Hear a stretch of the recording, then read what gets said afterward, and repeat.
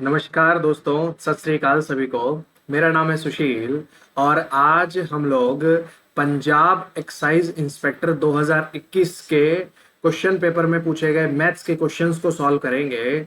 और मैं खुद भी 2014 सीजीएल में एक्साइज में इंस्पेक्टर रह चुका हूं, तो इसके अंदर मैथ से रिलेटेड टोटल 14 क्वेश्चंस मुझे मिले हैं इस पेपर के अंदर। तो वो 14 के 14 क्वेश्चंस मैं आपको अभी सॉल्व करवाऊंगा इस अगले वीडियो में।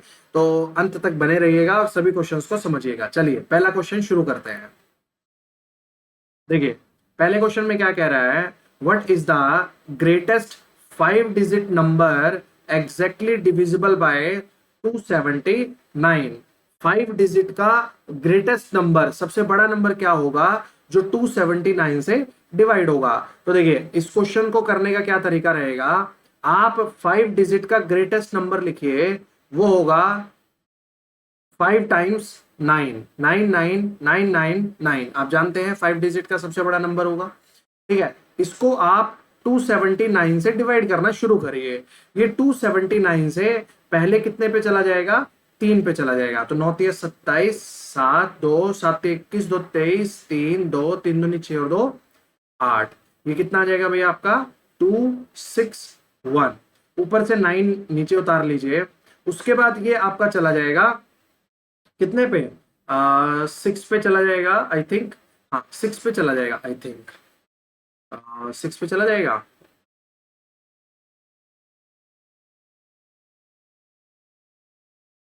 नहीं 6 पे नहीं जाएगा, ये 5 पे जाएगा आई थिंक। चलिए देख लेते हैं। 5 × 45 का 5 4, 5 7 35, 4 39 का 9, 3 5 दूनी 10 और 3 13। ठीक है देखते हैं। 4 12 में से 9 गया 3 और 5 में से 3 गया 2। बिल्कुल सही है, मतलब ये 6 पे नहीं जाता, 5 पे ही जाता। उसके बाद एक 9 और नीचे उतर आएगा आपका, और 279 से फिर ये 2300 समथिंग पे ये चला जाएगा आपका 9 पे ही जाना चाहिए आई थिंक, या 8 पे जाना चाहिए। 8 पे, 8 पे करके देखिए एक बार। 8 3 72 का 2, 7 8 7 तो 56, 7 63 का 3, 6 8 दूनी 16 और 6 22। देखा 8 पे गया ये, तो कितना आएगा 711, 117। अब बस आपको कुछ नहीं करना, जो ये 99,999 है इसमें से 117 को माइनस कर दीजिए, क्योंकि जो रिमाइंडर बच रहा है उसको माइनस कर दीजिए। यहाँ पे बचेगा 2, यहाँ पे 8, यहाँ पे 8 और 9 और 9, सो 99,882, 99,882 इसका आंसर हो जाएगा। बनाइए। तो आपको समझ में आ गया, मतलब क्या करना है आपको, आपको 5 डिजिट के सबसे बड़े नंबर को 279 से डिवाइड करना है। फिर आपको देखना है कि रिमाइंडर कितना आ रहा है। रिमाइंडर आ रहा है 117। तो अगर ये रिमाइंडर ना होता, अगर हम इस 117 को 99,999 में से माइनस कर दे तो रिमाइंडर कुछ नहीं बचेगा, इसका मतलब वो पूरा डिविजिबल हो जाएगा। तो बस आपको रिमाइंडर निकाल के उस 5 डिजिट के ग्रेटेस्ट नंबर में से माइनस करना। चलिए अगला क्वेश्चन हम करते हैं। अगला क्वेश्चन कह रहा है, when a sum of money was distributed to 12 persons instead of 16 person, each person got 400 more, what is the sum. तो ये कह रहा है अगर कोई पैसा 16 व्यक्तियों के बजाय 12 व्यक्तियों में बांटा जाए तो सभी को 400 रुपए ज्यादा मिलेंगे, तो पैसा कितना होगा। तो देखिए भाई 16 व्यक्तियों में बांटा जाता 16 गुणा में x, लेकिन अगर 12 में बांटा जा रहा है तो x प्लस में 400। तो ये आ जाएगा आपका 16x is equals to 12x plus में 4800। तो यहां आ जाएगा 4x is equals to 4800। x की वैल्यू आ जाएगी आपकी 1200, और अगर x की वैल्यू 1200 है तो आप यहां पे पुट कर लीजिए 1200 इंटू 16। तो ये आ जाएगा आपका 0 0 16 दूनी 32 का 2 3, 19,000 ₹200, 19,200 रुपीज। ठीक है, क्लियर है? चलिए अगला क्वेश्चन करते हैं। अगले क्वेश्चन में कह रहा है a plus B plus c is equals to 11, a B plus B C plus C a is equals to 20, then find the value of a cube plus B cube plus C cube minus 3abc। अब देखिए ऐसे question अक्सर पूछे जा रहे हैं, तो मैं आपको फॉर्मूला बता देता हूं। A cube plus B cube plus C cube minus 3abc, इसका फॉर्मूला होगा आपका a plus B plus C into A plus B plus C का whole square minus 3 into A B plus B C plus C A, ये होगा। तो इसके अंदर आप वैल्यू पुट कर लीजिए। A plus B plus C की वैल्यू है 11, अंदर पुट करेंगे 11 का whole square minus 3 into A B plus B C plus C A, इसकी वैल्यू है 20, ये पुट कर देंगे। तो यहाँ पे आ जाएगा आपका 11 इंटू ये आपका 121 माइनस 60, ये आ जाएगा 61। तो मल्टीप्लाई करिए, 11 बन जा 11 1 और 67, आंसर आ जाएगा 671। ये वाला क्वेश्चन एसएससी में भी बहुत बार पूछा जा रहा है और अभी पंजाब के एग्जाम्स में भी आ रहा है। तो आप ये वाला जो फॉर्मूला है इसको अच्छे से याद रखिएगा। क्या है, दोबारा बता देता हूं। A cube plus B cube plus C cube minus 3abc is equals to A plus B plus C into A plus B plus C का whole square minus 3ab plus B C plus C A bracket के अंदर। ठीक है, चलिए अगले question में ये कह रहा है 6 years ago the ratio of the age of Kunal and Sagar was 6:5. 4 years hence the ratio of the ages will be 11:10. What is the Sagar's age at present? तो भाई 6 years पहले क्या रेशियो था, 6:5, और 4 साल बाद रेशियो क्या होगा, 11:10।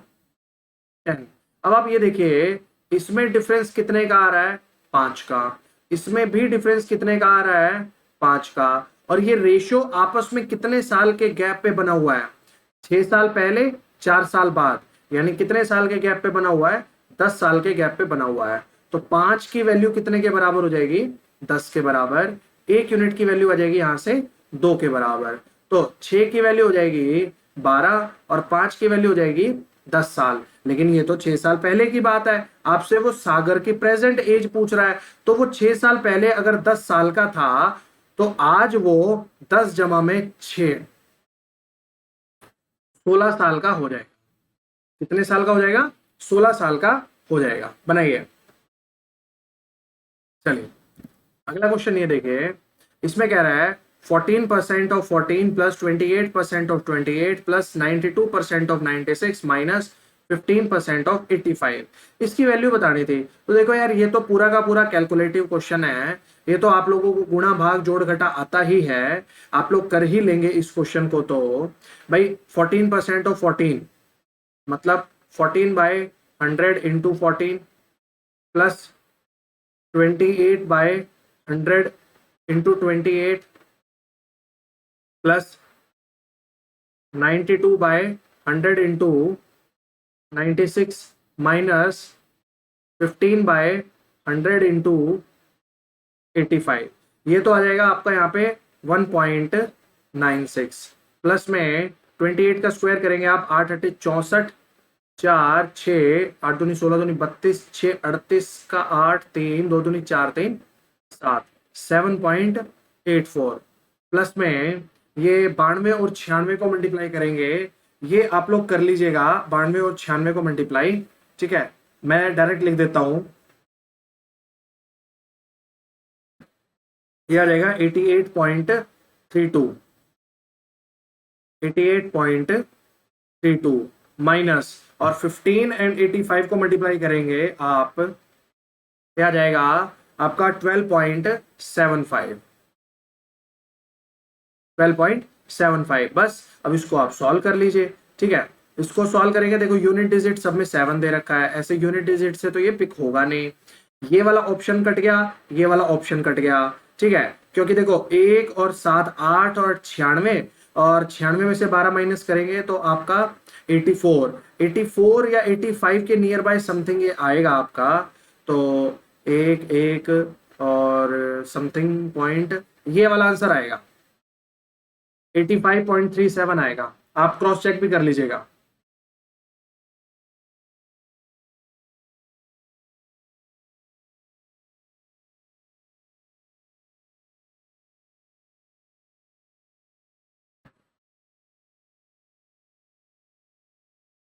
बिल्कुल 85.37। तो कैलकुलेटिव सवाल है और कुछ भी नहीं है इसके अंदर, ठीक है। अगला क्वेश्चन कह रहा है sum of money is divided among 160 males and sum of the females in the ratio 16:21। Individually each male gets 4 rupees, female get 3, find the number of female. तो देखिए 160 फीमेल, सॉरी मेल, हर एक mail को 4 रुपए मिल रहे हैं। Female का हमें पता नहीं, एक्स लिख लो, हर एक फीमेल को 3 रुपए मिल रहे हैं, और ये किस रेशियो में बट रहा है, 16/21 में। बस इसको काट लो, 3 से ये 7 पे चला गया, 16 से ये 10 पे चला गया, 7 चौक 28, एक्स की वैल्यू आ जाएगी आपकी 280। बनाइए, इजी है क्वेश्चन, कोई दिक्कत नहीं है किसी प्रकार की। अगला कह रहा है x can do a piece of work in 24 days when he had work for 4 days, y joined him. If complete work was finished in 16 days, y can alone finish the work in how many days. देखिए x जो है वो 24 दिन में काम कर सकता था, उसने 4 दिन काम कर लिया, यानी एक्स का कितने दिनों का काम बचा हुआ था, 20 दिनों का। उसके बाद वाई भी आ गया, तो अब दोनों एक्स प्लस वाई दोनों काम करते हैं, टोटल 16 दिनों में काम हो रहा है। 4 पहले एक्स कर चुका है, तो बाकी 12 दिन बचे हैं, यानी एक्स प्लस वाई जो है वो 12 दिनों में एक्स के 20 दिनों का काम करते हैं।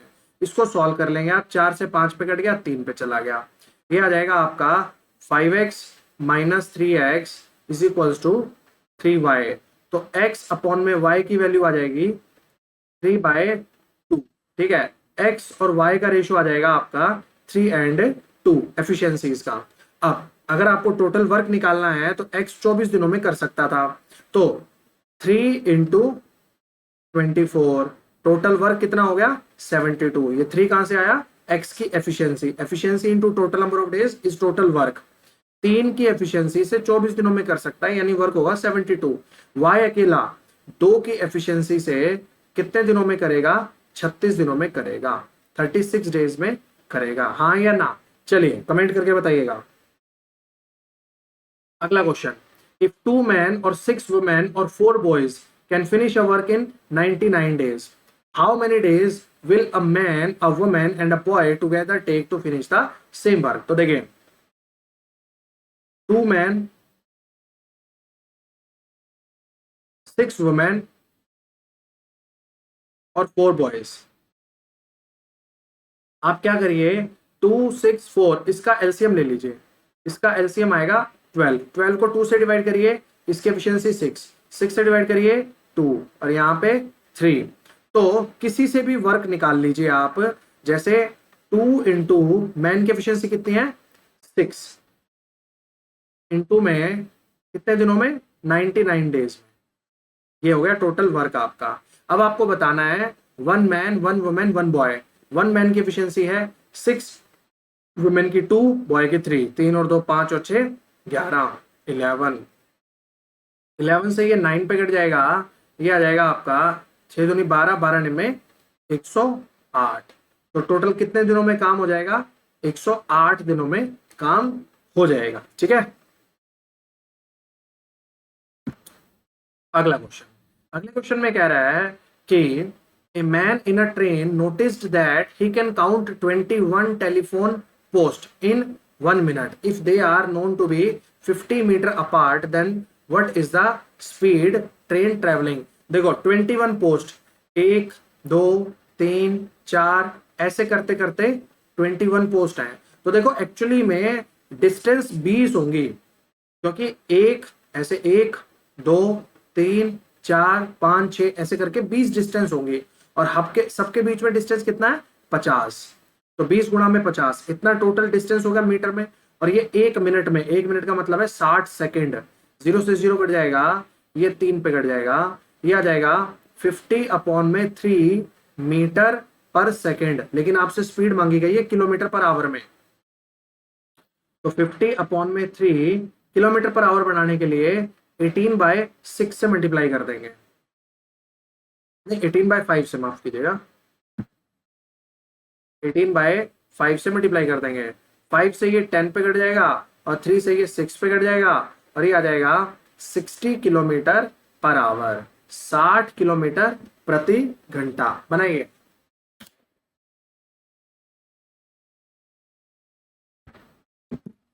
आई होप यहां तक सभी को क्लियर होगा, मैं उम्मीद करता हूं। चलिए अगले क्वेश्चन में कह रहा है, if the simple interest for 6 years be equals to 30% of the principal, यानी 30% लग रहा है भाई, 30% 6 साल में, तो 1 साल में कितना लग रहा होगा 5%, ठीक है। Then it will equal to principal after, principal के इक्वल होने का मतलब है 100% होना, प्रिंसिपल के इक्वल होने का मतलब है 100% होना। तो 5% की दर से 100% कितने साल में होगा, 20 years में होगा, 20 साल में होगा। बनाइए।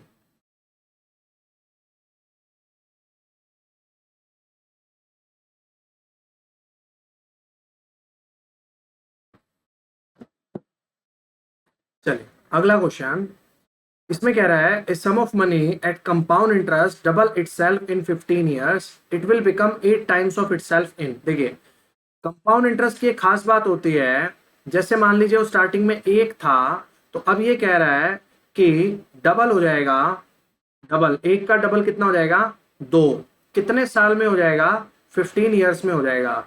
तो अब ये अगले 15 साल में फिर डबल होगा, 2 दूनी 4 हो जाएगा, और फिर उससे अगले 15 साल में ये फिर डबल होगा, 8 हो जाएगा। यानी 1 से कितना हो जाएगा 8, कितने साल में 15 + 15 + 15 45 years, 45 साल में। बनाइए।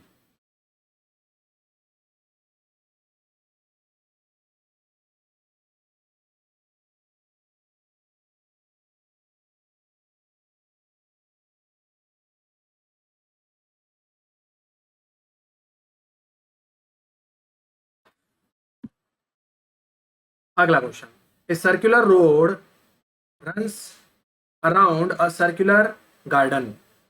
If the difference between the circumference of the outer circle and the inner circle is 44 meter, width of the road is, देखिए सिंपल सी बात है, 2πr minus 2πr is equals to 44 दे रखा है। जो आउटर सर्कल रोड है, circular road है, उसकी रेडियस तो कैपिटल आर हो जाएगी, और जो इनर गार्डन है उसकी रेडियस स्मॉल आर हो जाएगी। इसमें से 2r कॉमन निकाल लेंगे, 2π सॉरी, 2 गुणा में 22/7 bracket r minus r is equals to 44। तो 22 से ये 2 पे कट जाएगा, 2 से ये 2 कट जाएगा, and r minus r is equals to 7। कितना आ जाएगा 7। और विड्थ ऑफ द रोड बताया था, ये यही होगा आपका, जो विड्थ होगी वो capital R minus small r ही होगी, जो कि 7 होगी आपकी। बनाइए।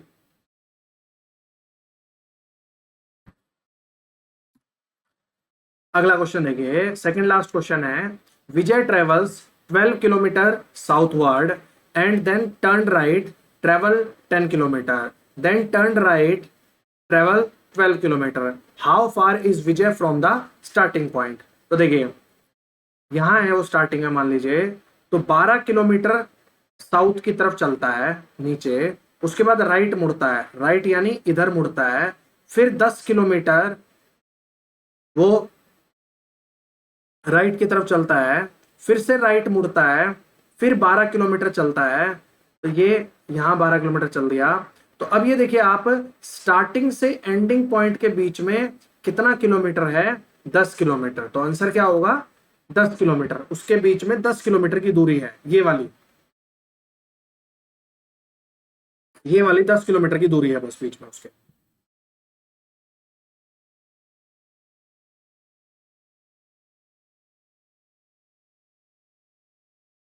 इजी है।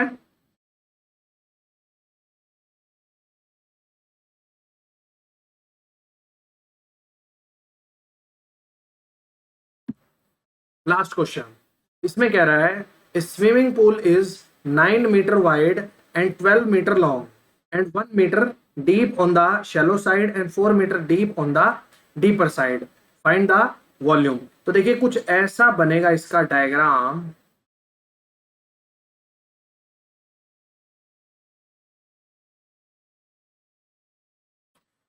यहां पे है ये 1 मीटर और यहां पे है ये 4 मीटर, ठीक है। और इसकी जो विड्थ है, मतलब लेंथ कह लो, ये तो है 12 मीटर लॉन्ग, और जो विड्थ है अंदर की तरफ, जो विड्थ है इसकी वो है 9 मीटर, उसको भी हम लोग यूज करेंगे। तो देखो पहले तो ऐसे कर लो, यहां से बना लो, तो ये कितना हो गया आपका 1 हो गया, तो ऊपर कितना बचेगा 3 बचेगा, और ये कितना है 12 है, 12 है। अब देखिए 1 बाय 1 बाकी दोनों के पार्ट्स का निकलेगा आपका जो वॉल्यूम है, ठीक है।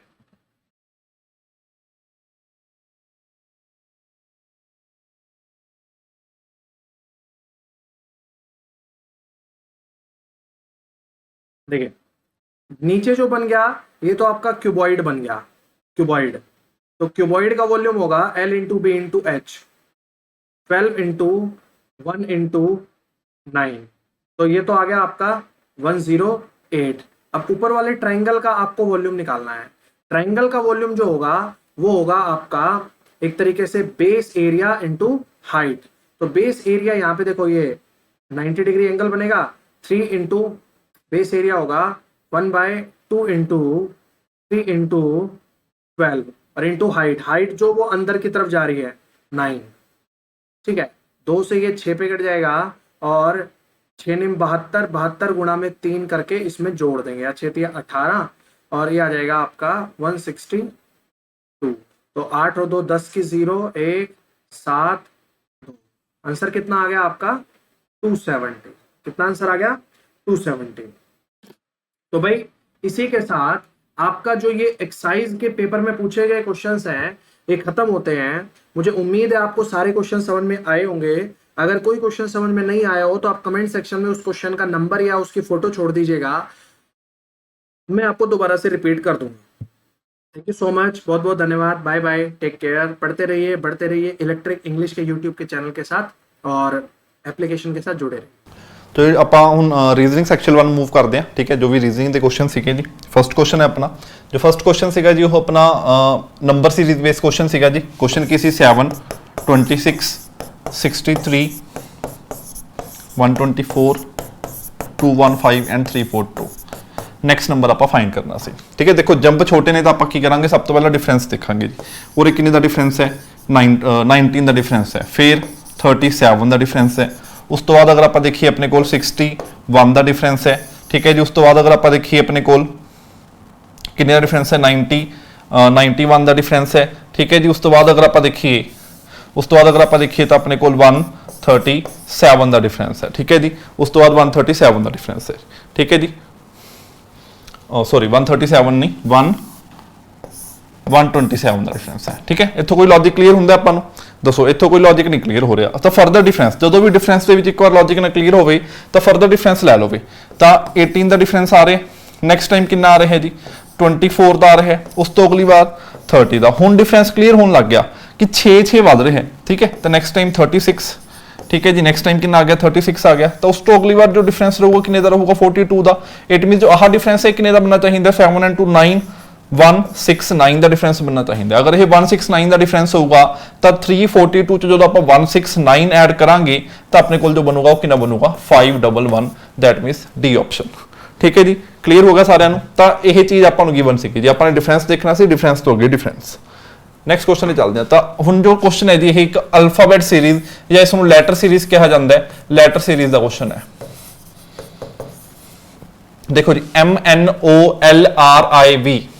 ਤਾਂ ਹਾਂਜੀ ਇਸ ਦਾ ਲੌਜਿਕ ਕੀ ਹੈ। ਅਗਰ ਆਪਾਂ ਪਲੇਸ ਵੈਲਿਊਜ਼ ਲਿਖੀਏ, ਦੇਖੋ 13 14 15 12 18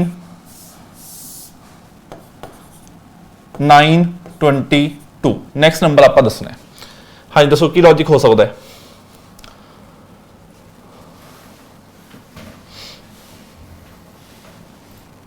थर्टीन 14 15 12 18। ठीक है, देखो की लॉजिक हो सकता है। सही है, स्टेटमेंट बिल्कुल सही है, इससे कोई दिक्कत नहीं है। 13 और वो देखनी है अपन डबल सीरीज वाला लॉजिक लगाना है, डबल सीरीज वाला। ठीक है जी, लॉजिक की लगाना है अपन डबल सीरीज वाला। डबल सीरीज बन रही है इस M द 13 15 देन 18 देन 22। ठीक है, पहला कितना डिफरेंस है जी 13 एंड 15 च 2 का डिफरेंस है, फिर 3 का डिफरेंस है, फिर 4 का डिफरेंस है। एम इत्थे देखो 14 एंड 12 हुण इत्थे इंक्रीज हो रहा सीगा जी, ऊपर डिक्रीज हो रहा है, 2 डिक्रीज हो रहा है। ठीक है जी, 3 डिक्रीज हो रहा है, फिर की होगा जी 4 डिक्रीज हो जाऊगा। 9 चो 4 डिक्रीज कितना कितना आ गया 5 आ गया, दैट मीनस ई। तो बी ऑप्शन आंसर आ गया जी अपने को। ठीक है जी, बी ऑप्शन आंसर आ गया। क्लीयर हो गया। तो लैटर सीरीज का डबल सीरीज का लॉजिक है इसके विच। नैक्सट क्वेश्चन चलते हैं जी। नैक्सट क्वेश्चन अपने को जो है कोडिंग डिकोडिंग बेस्ड क्वेश्चन है। अपन ड्रिवन वर्ड है उसका एक कोड दिता है, ड्रिवन वर्ड का कोड दिता है DRIVEN। इसका कोड की है EIDRVN।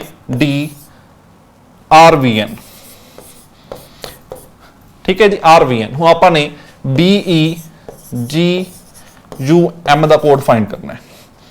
तो ये क्वेश्चन थोड़ा किसी किसी स्टूडेंट ने इस क्वेश्चन थोड़ी दिक्कत दी सी, बट कोई ज्यादा औखा क्वेश्चन नहीं है। आप ध्यान नाल देख सकते हैं लैटर सेम ने, तो जो भी लैटर सेम होंगे ने, जो भी कोडिंग डिकोडिंग वाले क्वेश्चन च लैटर्स जो ने सेम रहते हैं, इट मीनस की है जो लैटर इस वर्ड च ने उही कोड दे विच ने।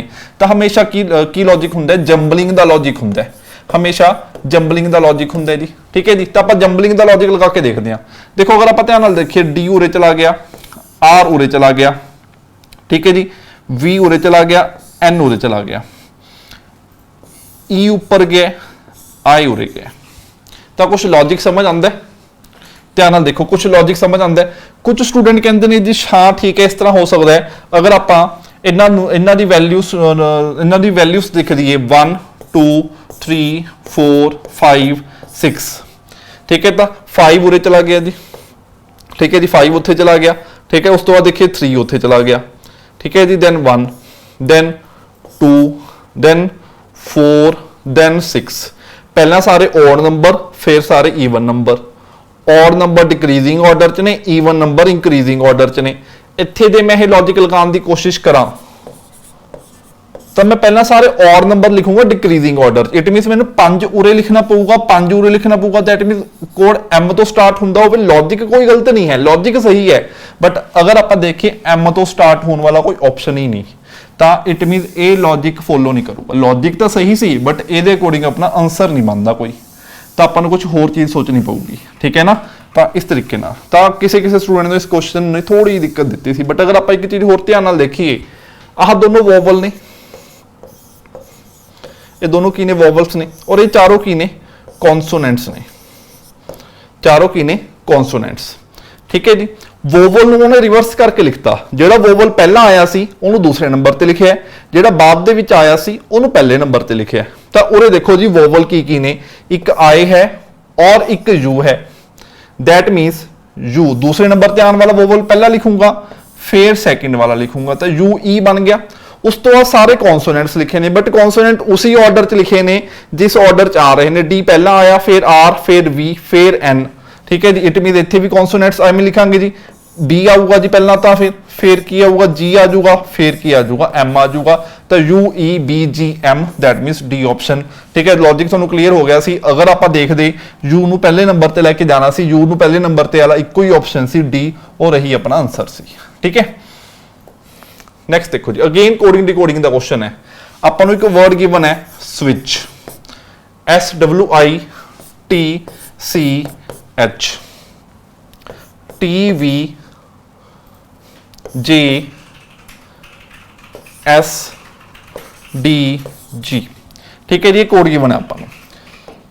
अगर आप ध्यान नाल देखांगे 19 20 एक का इंक्रीज हो गया, 23 22 एक का डिक्रीज हो गया, 9 10 एक का इंक्रीज हो गया, 20 19 एक का डिक्रीज हो गया, 3 4 फिर एक का इंक्रीज है, 8 7 फिर एक का डिक्रीज है।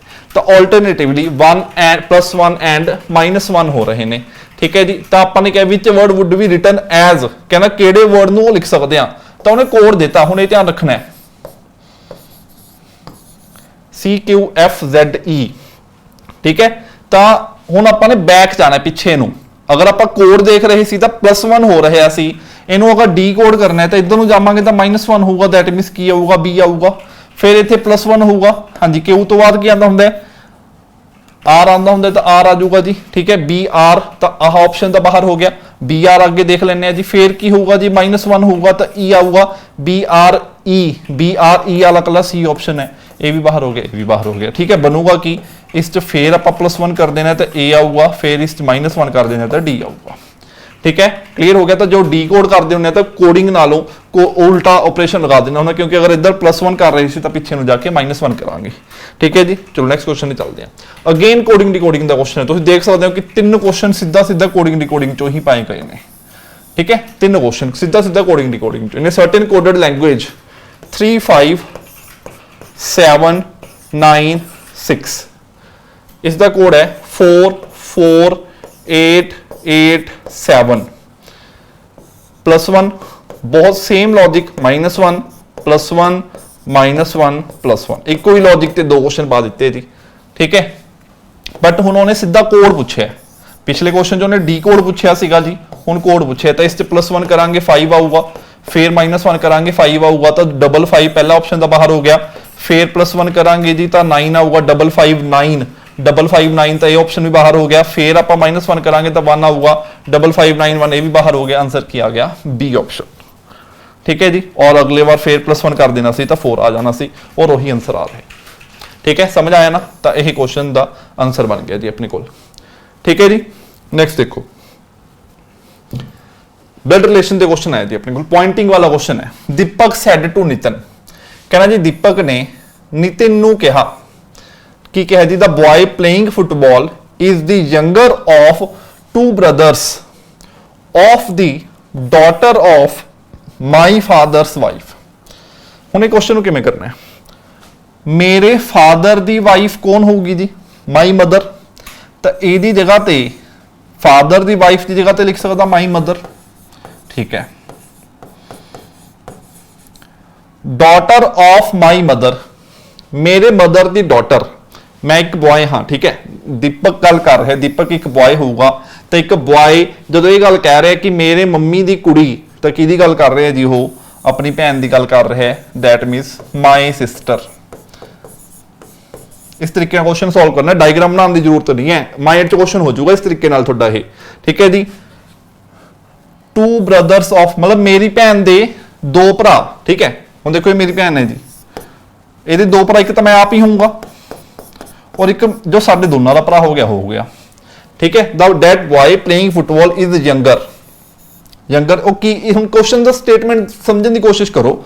अगर आप कहिए उन्होंने क्या सी 2 ब्रदर्स ऑफ माई सिस्टर, मेरी सिस्टर दे 2 भरा, इट मीन एक मैं और एक जो साडे दोहां दा भरा होगा वो, ठीक है। हुण कहंदे जो बंदा फुटबॉल खेल रहा है ਉਹਦੇ 2 ਭਰਾਵਾਂ ਚੋਂ छोटे वाला भरा है, दैट मीन जो साडा दोनों का भरा होगा वही भरा होगा जो फुटबॉल खेल रहा होगा, ठीक है। समझ आया ना। क्वेश्चन पूछा कि how is the boy playing football related to Deepak, Deepak का की है जी, ये दीपक सीगा देखो, तो दीपक का की है जी, वो ब्रदर है, दीपक का की होगा जी, वो ब्रदर होगा B ऑप्शन, ठीक है।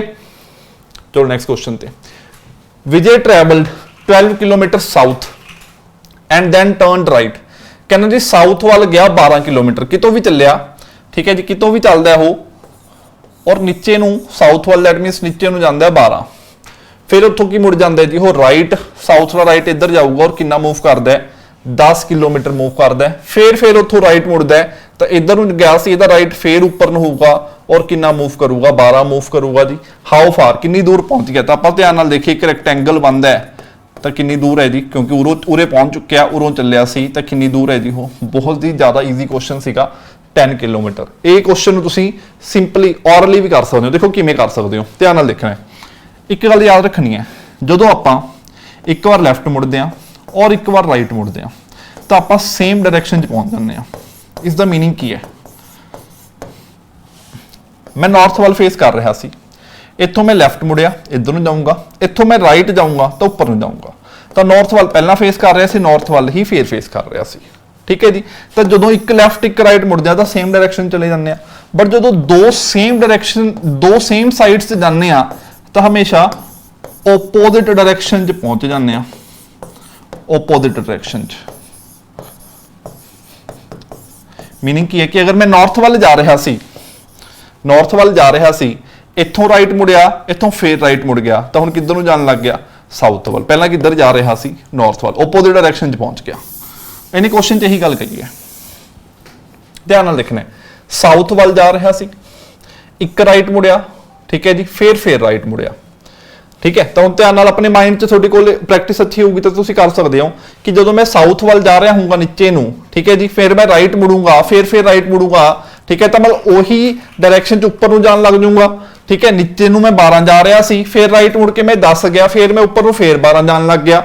इट मीन 12 ते 12 तो कैंसल ही हो गए, ठीक है। बचिया कितना विच 10 बच गया, ठीक है जी, 10 बच गया तो आंसर की आ जाऊगा डी ऑप्शन, ठीक है जी। बहुत तरीके नाल, ठीक है, इसनूं जदों अपना कंसैप्ट करदे हुंदे तो बहुत तरीके नाल इस कंसैप्ट नूं कीता जांदा हुंदा है। चलो जी देखो नेक्स्ट वेन डायग्राम ते बेस क्वेश्चन आ गया।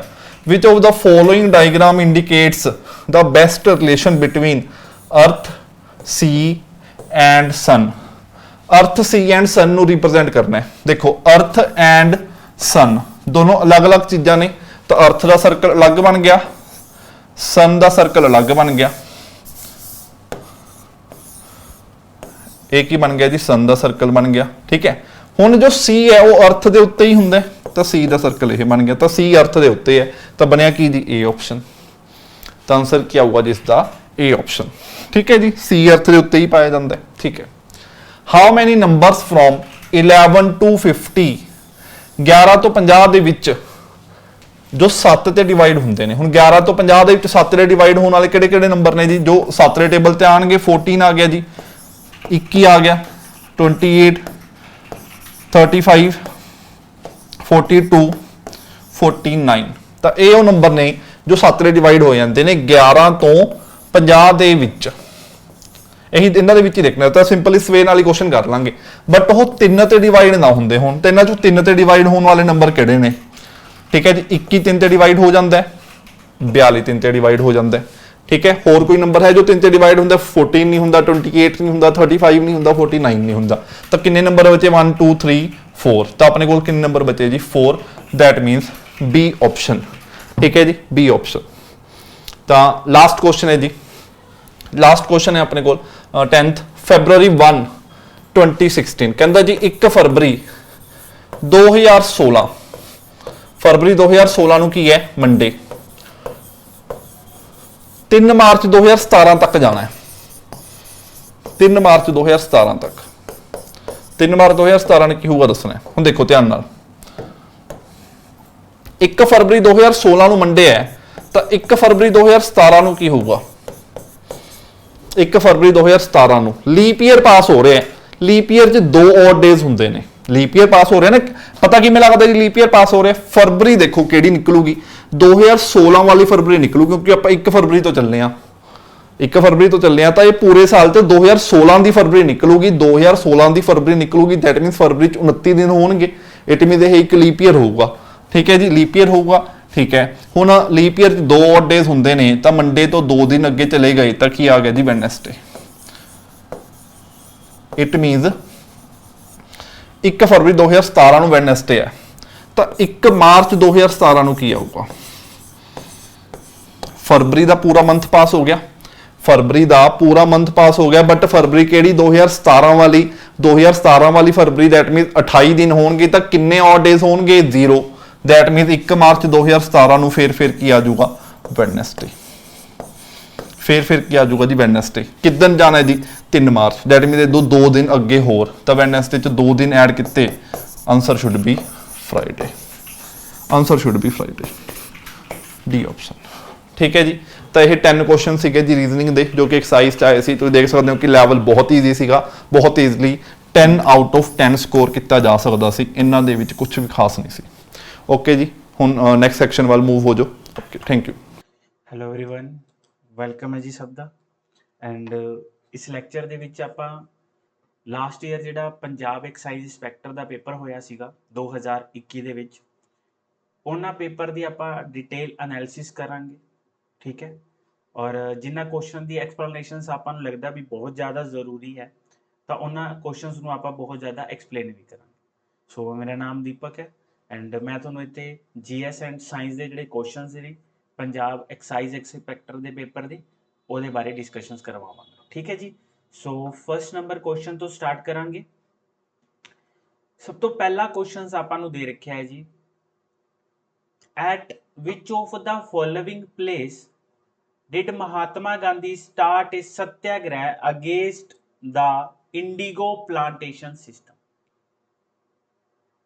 ਸਭ ਤੋਂ ਪਹਿਲਾਂ ਆਪਾਂ ਨੂੰ ਮਹਾਤਮਾ ਗਾਂਧੀ ਬਾਰੇ ਇਹਨਾਂ ਨੇ ਗੱਲ ਕੀਤੀ ਹੈ ਵੀ ਉਹਨਾਂ ਨੇ ਸਤਿਆਗ੍ਰਹਿ ਜਿਹੜਾ ਸੀਗਾ ਇੰਡੀਗੋ ਪਲਾਂਟੇਸ਼ਨਸ ਦਾ।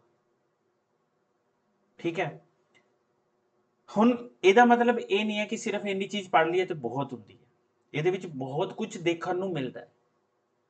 ਅਗਰ ਆਪਾਂ ਗੱਲ ਕਰੀਏ ਮਹਾਤਮਾ ਗਾਂਧੀ ਬਾਰੇ, ਤਾਂ ਕੋਈ ਵੀ ਇਹੋ ਜਿਹਾ ਐਗਜ਼ਾਮ ਨਹੀਂ ਹੈ ਜਿੱਥੇ ਮਹਾਤਮਾ ਗਾਂਧੀ ਦਾ ਕੁਐਸਚਨ ਨਾ ਆਇਆ ਹੋ, ਚਾਹੇ ਉਹਨਾਂ ਦੀ ਜਿਹੋ ਜੀ ਮਰਜ਼ੀ ਪਰਸਨੈਲਿਟੀ ਨੇ, ਬਟ ਅਗਰ ਆਪਾਂ ਐਗਜ਼ਾਮ ਕਲੀਅਰ ਕਰਨਾ ਹੈ ਤਾਂ ਇਹਨਾਂ ਨੂੰ ਤਾਂ ਪ੍ਰਾਇੋਰਟੀ ਦੇ ਉੱਪਰ ਰੱਖਣਾ ਪਵੇਗਾ। ਤੁਸੀਂ ਮੰਨ ਕੇ ਚੱਲੋ ਵੀ 1917 ਤੋਂ 1942 ਇਹ ਇੱਕ ਟਾਈਮ ਪੀਰੀਅਡ ਸੀਗਾ ਜਿਹਨੂੰ ਆਪਣੇ ਇੰਡੀਆ ਦੇ ਵਿੱਚ ਜਾਣਿਆ ਜਾਂਦਾ ਹੈ ਗਾਂਧੀਅਨ ਐਰਾ ਦੇ ਨਾਮ ਤੇ, ਗਾਂਧੀਅਨ ਐਰਾ ਦੇ ਨਾਮ ਤੇ ਜਾਣਿਆ ਜਾਂਦਾ ਹੈ ਇਸ ਟਾਈਮ।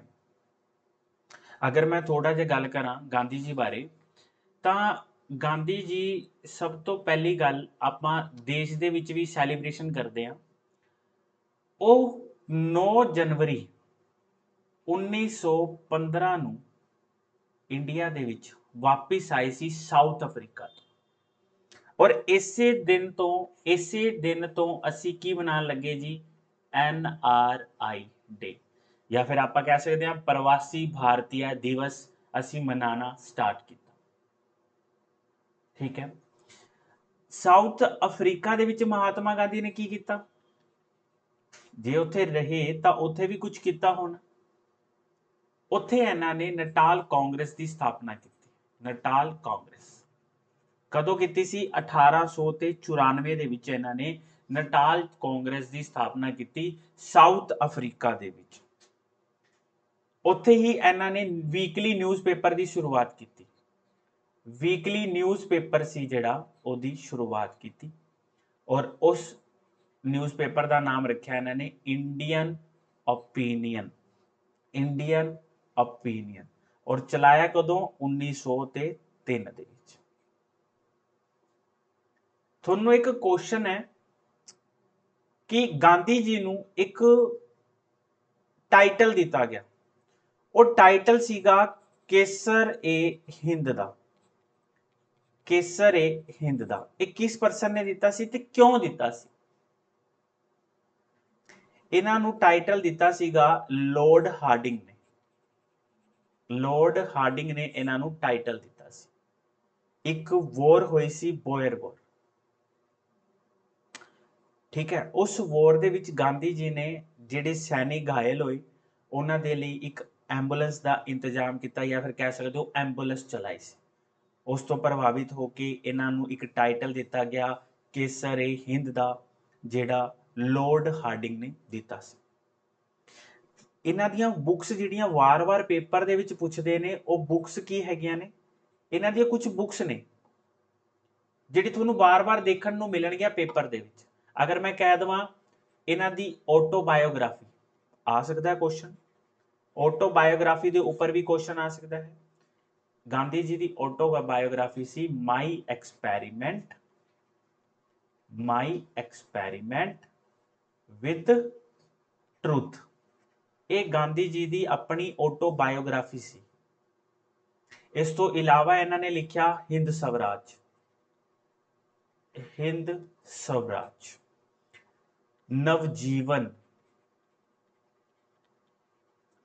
ਇਹ ਉਹ ਬੁੱਕਸ ਨੇ ਜਿਹੜਾ ਤੁਸੀਂ ਕੋਈ ਵੀ ਪੇਪਰ ਦਿਓਗੇ ਤੁਹਾਨੂੰ ਦੇਖਣ ਨੂੰ ਮਿਲਣਗੀਆਂ। ਹਰੀਜਨ ਪत्रिका और यंग इंडिया, ਇਹ ਗਾਂਧੀ ਜੀ ਦੀਆਂ ਬੁੱਕਸ। ਠੀਕ ਹੈ, ਹੁਣ ਆਪਾਂ ਗੱਲ ਕਰਦੇ ਹਾਂ ਗਾਂਧੀਅਨ ਐਰਾ ਦੀ, ਜਿਹੜਾ ਕਿ 1917 ਤੋਂ 1947 ਤੱਕ ਰਿਹਾ। ਇਹਨੂੰ ਅਸੀਂ ਆਪਣੇ ਇੰਡੀਆ 'ਚ ਨਾਮ ਦਿੰਦੇ ਹਾਂ ਗਾਂਧੀਅਨ ਐਰਾ ਦਾ। ਗਾਂਧੀ ਜੀ ਵਾਪਿਸ ਆਏ ਇੰਡੀਆ ਵਿੱਚ। ਆ ਕੇ 1917 ਨੂੰ ਇੱਕ ਇਹਨਾਂ ਨੇ ਅੰਦੋਲਨ ਕੀਤਾ, ਇੱਕ ਮੂਵਮੈਂਟ ਕੀਤਾ, ਜਿਹਨੂੰ ਜਾਣਿਆ ਜਾਂਦਾ ਹੈ ਜੀ ਚੰਪਾਰਨ। ਇਹ ਹੋਇਆ 1917 ਦੇ ਵਿੱਚ, ਔਰ ਇਹਨੂੰ ਇੱਕ ਦੂਸਰੇ ਨਾਮ ਨਾਲ ਵੀ ਜਾਣਿਆ ਜਾਂਦਾ ਹੈ, ਜਿਹਨੂੰ ਕਿਹਾ ਜਾਂਦਾ ਹੈ ਫਰਸਟ ਸਿਵਲ ਡਿਸਓਬੀਡੀਐਂਸ ਮੂਵਮੈਂਟ।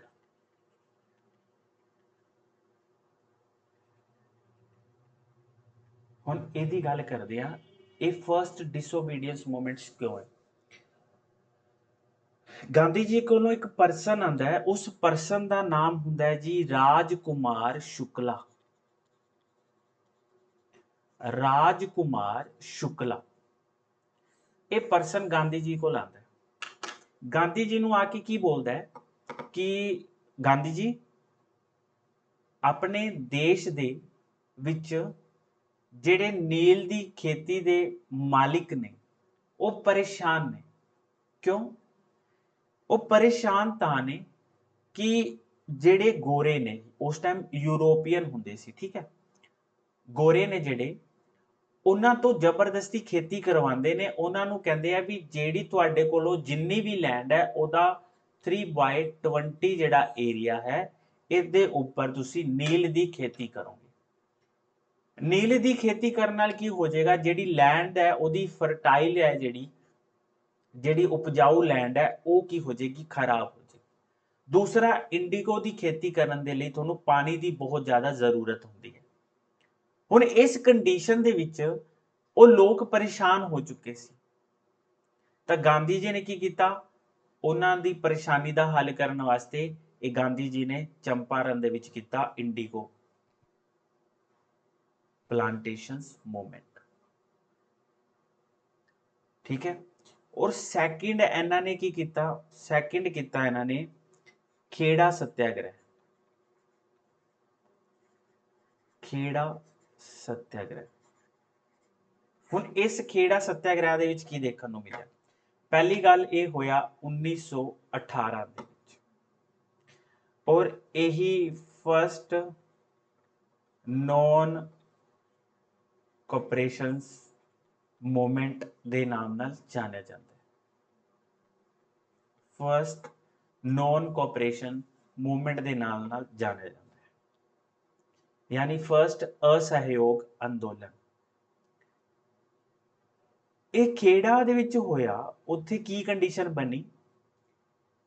ਉੱਥੇ ਕੰਡੀਸ਼ਨ ਕੀ ਬਣੀ, ਬਾੜ ਜਾਂ ਫਿਰ ਮੰਨ ਲਓ ਤੁਸੀਂ ਸੁੱਕਾ ਆ ਗਿਆ, ਉੱਥੇ ਸੁੱਕਾ ਪੈ ਗਿਆ, ਮਤਲਬ ਰੇਨਫੋਲ ਨਹੀਂ ਹੋਈ, ਆਪਣੀ ਜਿਹੜੀ ਫਸਲਾਂ ਸੀ ਗਰੋ ਨਹੀਂ ਕਰਨਗੀਆਂ। ਅਗਰ ਫਸਲਾਂ ਨਹੀਂ ਗਰੋਨ ਕਰਨਗੀਆਂ ਤਾਂ ਆਪਾਂ ਬੋਲਦੇ ਹਾਂ ਜੀ ਸੁੱਕਾ ਪੈ ਚੁੱਕਿਆ। ਲੇਕਿਨ ਉਸ ਟਾਈਮ ਤੇ ਅੰਗਰੇਜ਼ ਕਹਿੰਦੇ ਵੀ ਸਾਨੂੰ ਨਹੀਂ ਪਤਾ, ਸਾਨੂੰ ਤਾਂ 1/4 ਹਿੱਸਾ ਟੈਕਸ ਦਾ ਚਾਹੀਦਾ ਹੈ। ਤਾਂ ਗਾਂਧੀ ਜੀ ਕਹਿੰਦੇ ਐ ਕਿਵੇਂ ਦੇ ਦਾਂਗੇ, ਐਵੇਂ ਕਿਵੇਂ ਦੇ ਦਾਂਗੇ, ਵੀ ਜਦੋਂ ਸਾਡੀ ਫਸਲ ਨਹੀਂ ਹੋਈ, ਸਾਨੂੰ ਉਹਦੇ ਤੋਂ ਕੁਝ ਮੁਨਾਫਾ ਨਹੀਂ ਹੋਇਆ, ਤਾਂ ਤੁਹਾਨੂੰ ਕਿਉਂ ਦੇ ਦਾਂਗੇ। ਉਸ ਦੇ ਰਿਲੇਟਿਡ ਇਹਨਾਂ ਚਲਾਇਆ ਖੇੜਾ ਸੱਤਿਆਗ੍ਰਹਿ। ਉਸੇ ਚੀਜ਼ ਤੋਂ ਬਾਅਦ ਇਹਨਾਂ ਨੇ 1918 ਦੇ ਵਿੱਚ ਚਲਾਇਆ ਜੀ ਅਹਿਮਦਾਬਾਦ ਮਿਲ ਸਟ੍ਰਾਈਕ। ਇਹ ਵੀ ਹੋਇਆ 1918 ਦੇ ਵਿੱਚ। ਅਹਿਮਦਾਬਾਦ ਬਿੱਲ ਦੇ ਉੱਪਰ ਕੀ ਹੋਇਆ, ਗਾਂਧੀ ਜੀ ਨੇ ਕੀਤੀ ਆਪਣੀ ਫਰਸਟ ਭੁੱਖ ਹੜਤਾਲ, ਜਿਹਨੂੰ ਅਸੀਂ ਜਾਣਦੇ ਹਾਂ ਫਰਸਟ ਹੰਗਰ ਸਟ੍ਰਾਈਕ ਦੇ ਨਾਮ ਤੋਂ। ਇੱਥੇ ਕੀ ਸੀਗੇ, ਇੱਕ ਬਿਮਾਰੀ ਫੈਲੀ ਜਿਹਦਾ ਨਾਮ ਸੀਗਾ ਪਲੇਗ। ਪਲੇਗ ਦੀ ਬਿਮਾਰੀ ਫੈਲਣ ਦੇ ਕਰਕੇ ਕੀ ਹੋਇਆ, ਕੰਪਨੀ ਦੇ ਵਿੱਚ ਜਿਹੜੇ ਲੋਕ, ਮਿਲ ਦੇ ਵਿੱਚ ਜਿਹੜੇ ਕੰਮ ਕਰ ਰਹੇ ਸੀ, ਉਹਨਾਂ ਨੇ ਡਿਮਾਂਡ ਕੀਤੀ ਬੋਨਸ ਦੀ। ਉਹਨਾਂ ਨੇ ਡਿਮਾਂਡ ਕੀਤੀ ਵੀ ਸਾਨੂੰ ਤਾਂ 35% ਦਾ ਬੋਨਸ ਦਿਓ। ਕੰਪਨੀ ਕਹਿੰਦੀ ਨਾ, ਮੈਂ 20% ਤੋਂ ਜ਼ਿਆਦਾ ਬੋਨਸ ਦੇਣਾ ਹੀ ਨਹੀਂ। ਕੰਡੀਸ਼ਨ ਖਰਾਬ। ਫਿਰ ਗਾਂਧੀ ਜੀ ਆਏ, ਗਾਂਧੀ ਜੀ ਨੇ ਧਮਕੀ ਦਿੱਤੀ ਵੀ ਦੇ ਰਿਹਾ ਜਾਂ ਨਹੀਂ ਦੇ ਰਿਹਾ, ਦੇ ਰਿਹਾ ਜਾਂ ਨਹੀਂ ਦੇ ਰਿਹਾ। ਕਹਿੰਦੇ ਨਹੀਂ ਦੇ ਰਿਹਾ। ਗਾਂਧੀ ਜੀ ਕਹਿੰਦੇ ਮੈਂ ਬੈਠਣ ਲੱਗਿਆ ਭੁੱਖ ਹੜਤਾਲ ਤੇ, ਅਗਰ ਮੈਨੂੰ ਇਹਦੇ ਵਿੱਚ ਕੁਝ ਵੀ ਹੁੰਦਾ ਤਾਂ ਕੰਪਨੀ ਜ਼ਿੰਮੇਵਾਰ ਹੋਏਗੀ। ਨਾ ਚਾਹੁੰਦੇ ਹੋਏ ਵੀ ਉਹਨਾਂ ਨੂੰ ਇਹ 35% ਵਾਲਾ ਬੋਨਸ ਸਵੀਕਾਰ ਕਰਨਾ ਪੜਿਆ। ਠੀਕ ਹੈ, ਇਹ ਹੈਗਾ ਸੀਗਾ ਅਹਿਮਦਾਬਾਦ ਮਿਲ ਸਟ੍ਰਾਈਕ 1918 ਦੇ ਵਿੱਚ ਹੋਈ। ਇੱਕ ਸਭ ਤੋਂ ਵੱਡੀ ਮੇਨ ਚੀਜ਼ ਹੈਗੀ ਹੈ, ਇਹਨਾਂ ਨੇ ਕੀਤਾ ਸੀਗਾ non cooperation movement. Non cooperations movement ਜਿਹੜਾ ਚੱਲਿਆ 1920 ਤੋਂ 1922 ਤੱਕ। ਜਦੋਂ ਤਿਲਕ ਦੀ ਡੈਥ ਹੋ ਜਾਂਦੀ ਹੈ ਤਾਂ ਉਦੋਂ ਨੌਨ ਕੋਆਪਰੇਸ਼ਨ ਮੂਵਮੈਂਟ ਚਲਾਉਂਦੇ ਆ ਗਾਂਧੀ ਜੀ, ਯਾਨੀ ਅਸਹਿਯੋਗ ਅੰਦੋਲਨ, ਕਿਸੇ ਦਾ ਵੀ ਸਹਿਯੋਗ ਨਹੀਂ ਕਰਾਂਗੇ ਅੰਗਰੇਜ਼ਾਂ ਦਾ। ਸਟਾਰਟ ਹੋ ਜਾਂਦਾ ਹੈ, ਵਧੀਆ ਚੱਲਦਾ ਹੈ। ਫਿਰ ਕੀ ਹੁੰਦਾ ਹੈ, ਇੱਕ ਘਟਨਾ ਹੁੰਦੀ ਹੈ ਜਿਹੜੀ ਫੇਮਸ ਹੈ 5 ਫਰਵਰੀ 1922। ਉਸ ਘਟਨਾ ਦਾ ਨਾਮ ਹੈ ਜੀ ਚੋਰਾ ਚੋਰੀ ਘਟਨਾ। ਇਸ ਚੋਰਾ ਚੋਰੀ ਘਟਨਾ ਦੇ ਵਿੱਚ ਕੀ ਹੁੰਦਾ ਹੈ, 22 ਪੁਲਿਸ ਵਾਲੇ ਮਾਰੇ ਜਾਂਦੇ ਨੇ। ਯਾਨੀ ਇਹ ਕੀ ਕਰਦੇ ਨੇ, ਇੱਕ ਪੁਲਿਸ ਥਾਣੇ ਦੇ ਵਿੱਚ ਅੱਗ ਲਗਾ ਦਿੰਦੇ ਨੇ, ਜਿਹਦੇ ਨਾਲ ਕੀ ਹੋ ਗਿਆ, ਹਿੰਸਾ ਹੋ ਗਈ। ਇਹਦੇ ਕਰਕੇ ਫਿਰ ਗਾਂਧੀ ਜੀ ਦਾ ਮਨ ਦੁਖਿਆ। ਉਹਨਾਂ ਨੇ ਇਸ ਚੀਜ਼ ਤੋਂ ਆਪਣਾ ਸਟੈਪ ਬੈਕ ਕੀਤਾ ਕਿ ਮੈਂ ਅੱਜ ਤੋਂ ਬਾਅਦ ਇਸ ਮੂਵਮੈਂਟ ਦਾ ਹਿੱਸਾ ਨਹੀਂ ਹਾਂ, ਔਰ ਅੱਜ ਤੋਂ ਇਹ ਮੂਵਮੈਂਟ ਖਤਮ ਹੋ ਰਿਹਾ ਹੈ। ਔਰ 12 ਫਰਵਰੀ 1922 ਨੂੰ ਇਹ ਮੂਵਮੈਂਟ ਜਿਹੜਾ ਸੀਗਾ ਖਤਮ ਕਰ ਦਿੱਤਾ ਗਿਆ। ਠੀਕ ਹੈ, ਚਲਿਏ ਕੁਐਸਚਨ ਤੇ। ਇੰਨੀ ਇਨਫੋਰਮੇਸ਼ਨ ਬਹੁਤ ਹੈ। ਠੀਕ ਹੈ, ਹੁਣ ਆਪਣੇ ਕੋਲ ਇਹਨਾਂ ਨੇ ਪੁੱਛਿਆ ਕੀ ਹੈ, ਪੁੱਛਿਆ ਇਹਨਾਂ ਨੇ ਆਪਣੇ ਕੋਲ ਹੈ, ਮਹਾਤਮਾ ਗਾਂਧੀ ਸਟਾਰਟ ਏ ਸੱਤਿਆਗ੍ਰਹਿ ਅਗੇਂਸਟ ਦਾ ਇੰਡੀਗੋ ਪਲਾਂਟੇਸ਼ਨਸ। ਇੰਡੀਗੋ ਪਲਾਂਟੇਸ਼ਨਸ ਦਾ ਆਪਾਂ ਨੂੰ ਪਤਾ ਹੈ ਜੀ ਚੰਪਾਰਨ ਹੈਗਾ। ਕਦੋਂ ਹੋਇਆ, 1917 ਦੇ ਵਿੱਚ। ਖੇੜਾ ਕਦੋਂ ਹੋਇਆ ਸਰ, 1918 ਦੇ ਵਿੱਚ। ਦਾਂਡੀ ਦੀ ਗੱਲ ਕਰੀਏ ਤਾਂ ਦਾਂਡੀ ਕਦੋਂ ਹੋਇਆ ਸੀਗਾ, ਦਾਂਡੀ ਸਟਾਰਟ ਹੋਇਆ 12 ਮਾਰਚ 1930 ਤੋਂ, ਚੱਲਿਆ 6 ਅਪ੍ਰੈਲ 1930 ਤੱਕ। ਸਟਾਰਟ ਕੀਤਾ ਗਿਆ ਆਪਣਾ ਸਾਬਰਮਤੀ ਆਸ਼ਰਮ ਤੋਂ ਦਾਂਡੀ ਤੱਕ। ਠੀਕ ਹੈ, ਇਹਨੂੰ ਆਪਾਂ ਜਾਣਦੇ ਹਾਂ ਸੋਲਟ ਸੱਤਿਆਗ੍ਰਹਿ ਦੇ ਨਾਮ ਤੋਂ ਵੀ, ਸੋਲਟ ਸੱਤਿਆਗ੍ਰਹਿ ਦੇ ਨਾਮ ਤੋਂ ਵੀ ਇਹਨੂੰ ਆਪਾਂ ਜਾਣਦੇ ਹਾਂ। ਕਲੀਅਰ ਹੈ, ਚਲੋ ਜੀ ਆਓ ਨੈਕਸਟ ਕੁਐਸਚਨ ਤੇ।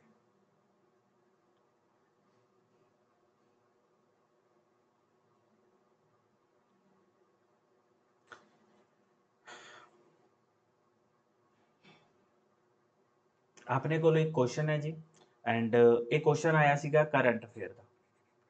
ਪੇਪਰ ਦੇ ਵਿੱਚ ਇਹ ਕੁਐਸਚਨ ਆਇਆ ਸੀ ਕਰੰਟ ਅਫੇਅਰ ਦਾ। ਇਹਦੇ ਵਿੱਚ ਇਹਨਾਂ ਨੇ ਕੀ ਪੁੱਛਿਆ ਵੀ Indian council of medical research ਹੈ, ਇਹਨੇ ਕਿਹਾ ਵੀ ਤੁਹਾਨੂੰ ਡੇਲੀ ਦਾ ਕਿੰਨਾ ਵਿਟਾਮਿਨ ਡੀ ਲੈਣਾ ਚਾਹੀਦਾ ਹੈ। ਯਾਨੀ ਜਿਹੜੀ ਸਨ ਆ ਰਿਹਾ ਹੈ ਉਸ ਤੋਂ ਤੁਹਾਨੂੰ ਕਿੰਨਾ ਡੇਲੀ ਦਾ ਵਿਟਾਮਿਨ ਡੀ ਲੈਣਾ ਚਾਹੀਦਾ ਹੈ, 400, 600, 1000 ਜਾਂ ਲੈਸ ਦੈਨ 1500। ਇਹਦਾ ਮਤਲਬ ਆਯੂ ਦਾ ਮਤਲਬ ਹੁੰਦਾ ਹੈ ਇੰਟਰਨੈਸ਼ਨਲ ਯੂਨਿਟ ਪਰ ਡੇ। ਠੀਕ ਹੈ, ਇਹ ਜਿਹੜੀ ਇਹ ਸੰਸਥਾ ਹੈਗੀ ਹੈ Indian council of medical research, ਇਹ ਕਿਹਦੇ ਅੰਡਰ ਕੰਮ ਕਰਦੀ ਹੈ, Indian council of medical research. ਇੱਥੋਂ ਪਤਾ ਲੱਗ ਰਿਹਾ ਕੋਈ ਰਿਸਰਚ ਹੈ ਮੈਡੀਕਲ ਦੀ। ਠੀਕ ਹੈ, ਇਹ ਆਪਾਂ ਇਹਦੇ ਵਿੱਚ ਇਹ ਦੇਖਣਾ ਵੀ ਇਹ ਕੰਮ ਕਿਹਦੇ ਅੰਡਰ ਕਰਦੀ ਹੈ, ਕੰਮ ਕਰਦੀ ਹੈ ਜੀ ਗਵਰਨਮੈਂਟ ਆਫ ਇੰਡੀਆ ਦੇ ਅੰਡਰ। ਠੀਕ ਹੈ, ਗਵਰਨਮੈਂਟ ਆਫ ਇੰਡੀਆ ਦੇ ਅੰਦਰ ਇਹ ਕੰਮ ਕਰਦੀ ਹੈ, ਔਰ ਇਹਨੂੰ 1911 ਦੇ ਵਿੱਚ ਬਣਾਇਆ ਗਿਆ ਸੀਗਾ। ਇਹਦਾ ਹੈੱਡਕੁਆਰਟਰ ਇਹਨਾਂ ਨੇ ਬਣਾਇਆ ਦਿੱਲੀ। ਠੀਕ ਹੈ, ਇਸੇ ਕੰਪਨੀ ਨੇ ਇੱਕ ਰਿਸਰਚ ਕੀਤੀ। ਰਿਸਰਚ ਕਰਨ ਤੋਂ ਬਾਅਦ ਇਹਨਾਂ ਨੇ ਕਿਹਾ ਕਿ ਜਿਹੜਾ ਹਿਊਮਨ ਬੀਇੰਗ ਹੈ ਨਾ, ਉਹਨੂੰ ਆਪਣੀ ਬੋਡੀ ਦੇ ਵਿੱਚ ਵਿਟਾਮਿਨ ਡੀ ਲੈਣਾ ਚਾਹੀਦਾ ਹੈ, ਔਰ ਜਿਹੜਾ ਸੂਰਜ ਦੀ ਕਿਰਨਾਂ ਤੋਂ ਮਿਲਦਾ ਹੈ ਉਹਨੂੰ ਡੇਲੀ ਦਾ 400 ਇੰਟਰਨੈਸ਼ਨਲ ਯੂਨਿਟ ਪਰ ਡੇ ਦਾ ਲੈਣਾ ਚਾਹੀਦਾ ਹੈ ਵਿਟਾਮਿਨ ਡੀ। ਠੀਕ ਹੈ, ਚਲੋ ਲੋ ਜੀ ਇਹ ਕੁਐਸਚਨ ਥੋੜਾ ਜਿਹਾ ਇੰਪੋਰਟੈਂਟ ਹੈ। which of the following is not within the jurisdiction of the high court। ठीक है, jurisdiction ਦਾ ਮਤਲਬ ਹੁੰਦਾ ਹੈ ਅਧਿਕਾਰ ਖੇਤਰ। ਠੀਕ ਹੈ, ਆਪਣੇ ਕੋਲੋਂ ਅਗਰ ਆਪਾਂ ਗੱਲ ਕਰੀਏ jurisdiction ਦੀ ਤਾਂ ਕਿਹੜੀਆਂ ਨੇ?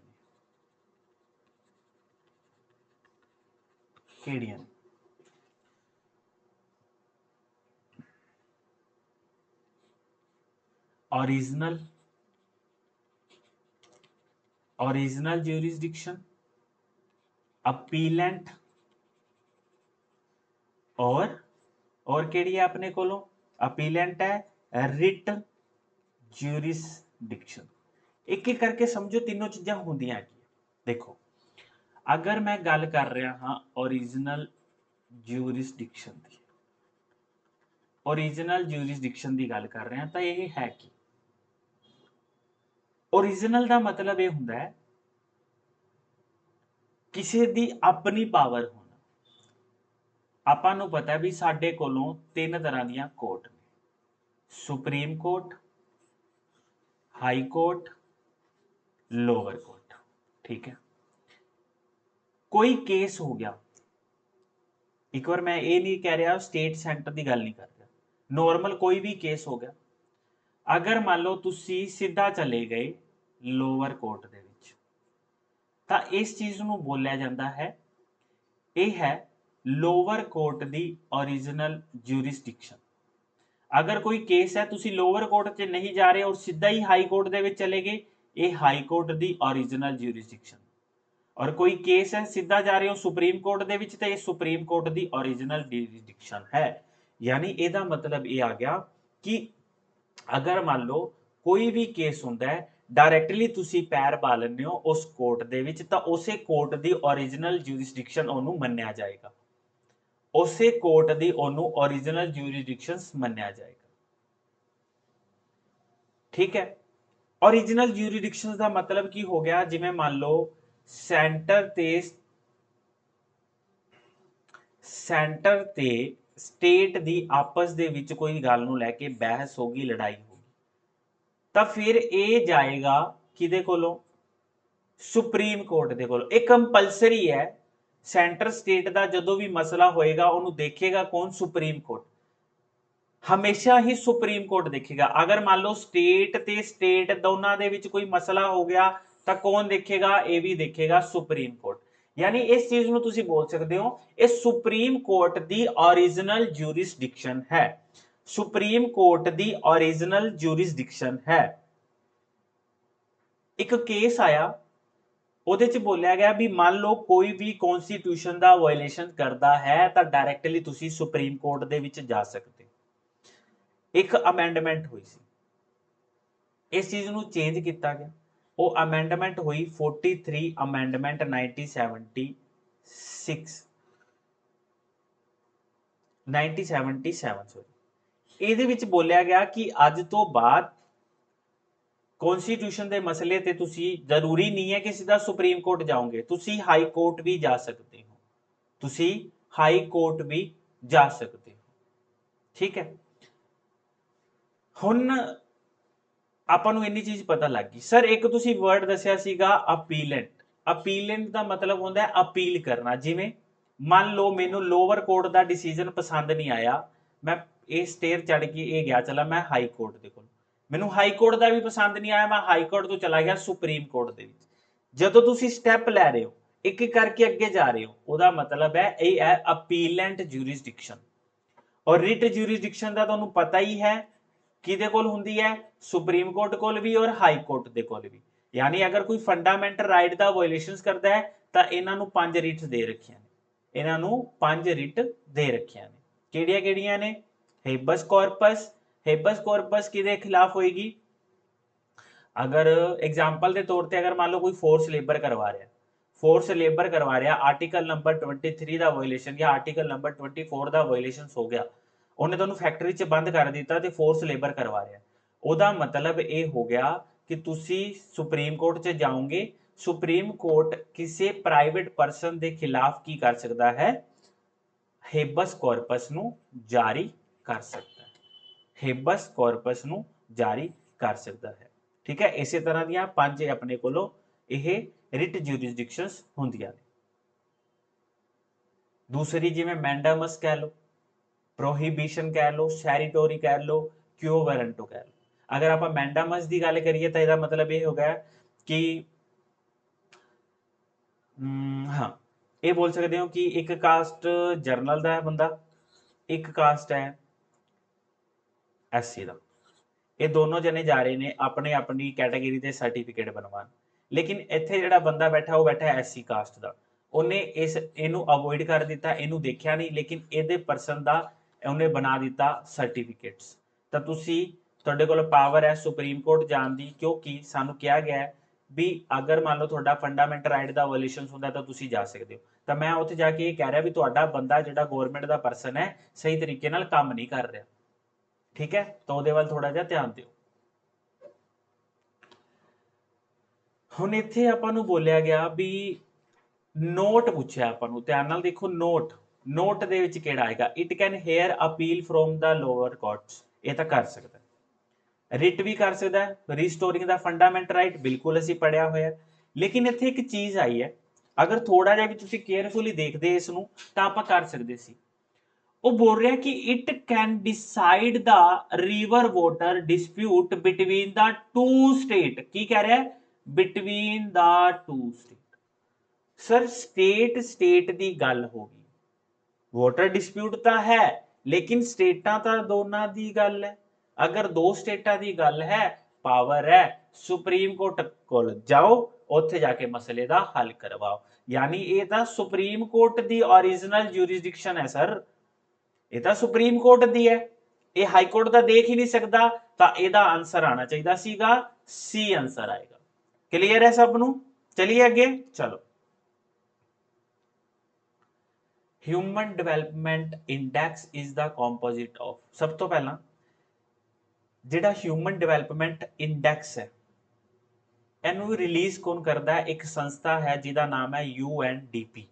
UNDP ਮਤਲਬ United nation development fund. Headquarter कहाँ है इसका? न्यूयॉर्क में। ठीक है, एक ही करता है, एक इंडेक्स जारी करता है जिसका नाम है ह्यूमन डिवेलपमेंट इंडेक्स, जो तीन चीजों के उपर देखता है, थोड़ा लाइफ स्टाइल, थोड़ी नॉलेज, थोड़ी इनकम। तो यदा आंसर की आ सकता है? यदा आंसर की आ सकता है? देखो मैं लाइफ स्टाइल की गल की है, ट्रेड की गल नहीं करता, गलत। पॉवर्टी गरीबी, ह्यूमन राइट, अनएम्प्लॉयमेंट नहीं करता, इनकम की गल, हैल्थ की गल, एजुकेशन की गल, life education per capita income की गल, पर कैपिटा इनकम की गल कर। इस बार ह्यूमन डिवेलपमेंट इंडेक्स की अगर आप गल करिए, अपने इंडिया का रैंक रहा जी 131, 131वें रैंक ते असीं आ चुके हैं। और फर्स्ट ये रहा सीगा नॉर्वे, फर्स्ट रहा सीगा नॉर्वे। ते बाकी 2022 का हजे आना पेंडिंग है, और जो आएगा तो आप कर लेंगे। क्लीयर है सबनों इन्नी चीज? चलो, एक कंपनी है, एक फॉरन जिवें तुसीं कह सकते हो, उस कंपनी का नाम है फोबस। वो पूछ रहा भी इहदे विच ओदी लिस्ट दे विच 100 मोस्ट पावरफुल वूमेन दे विचों अपने इंडिया दा किहड़े परसन दा नाम आया? तो 100 मोस्ट पावरफुल वूमेन दे विच अपने फाइनांस मिनिस्टर ने जिहड़े निर्मला सीतारमन, उन्हां दा नाम आया। ठीक है, उन्हां दा नाम आया। चलो लो जी, ये क्वेश्चन है थोड़ा जा ब्रीफ दे विच करन वाला। Which article guarantee the freedom to profess, practice and propagate religion? Propagate religion यानी कि ये गल तो आपां नूं इन्ना पता भी फंडामेंटल राइट्स दे बारे कर रहे हैं। हुण मैं थोड़ी जी इहदे ते डिस्कशनस भी करांगा भी की फंडामेंटल राइट्स।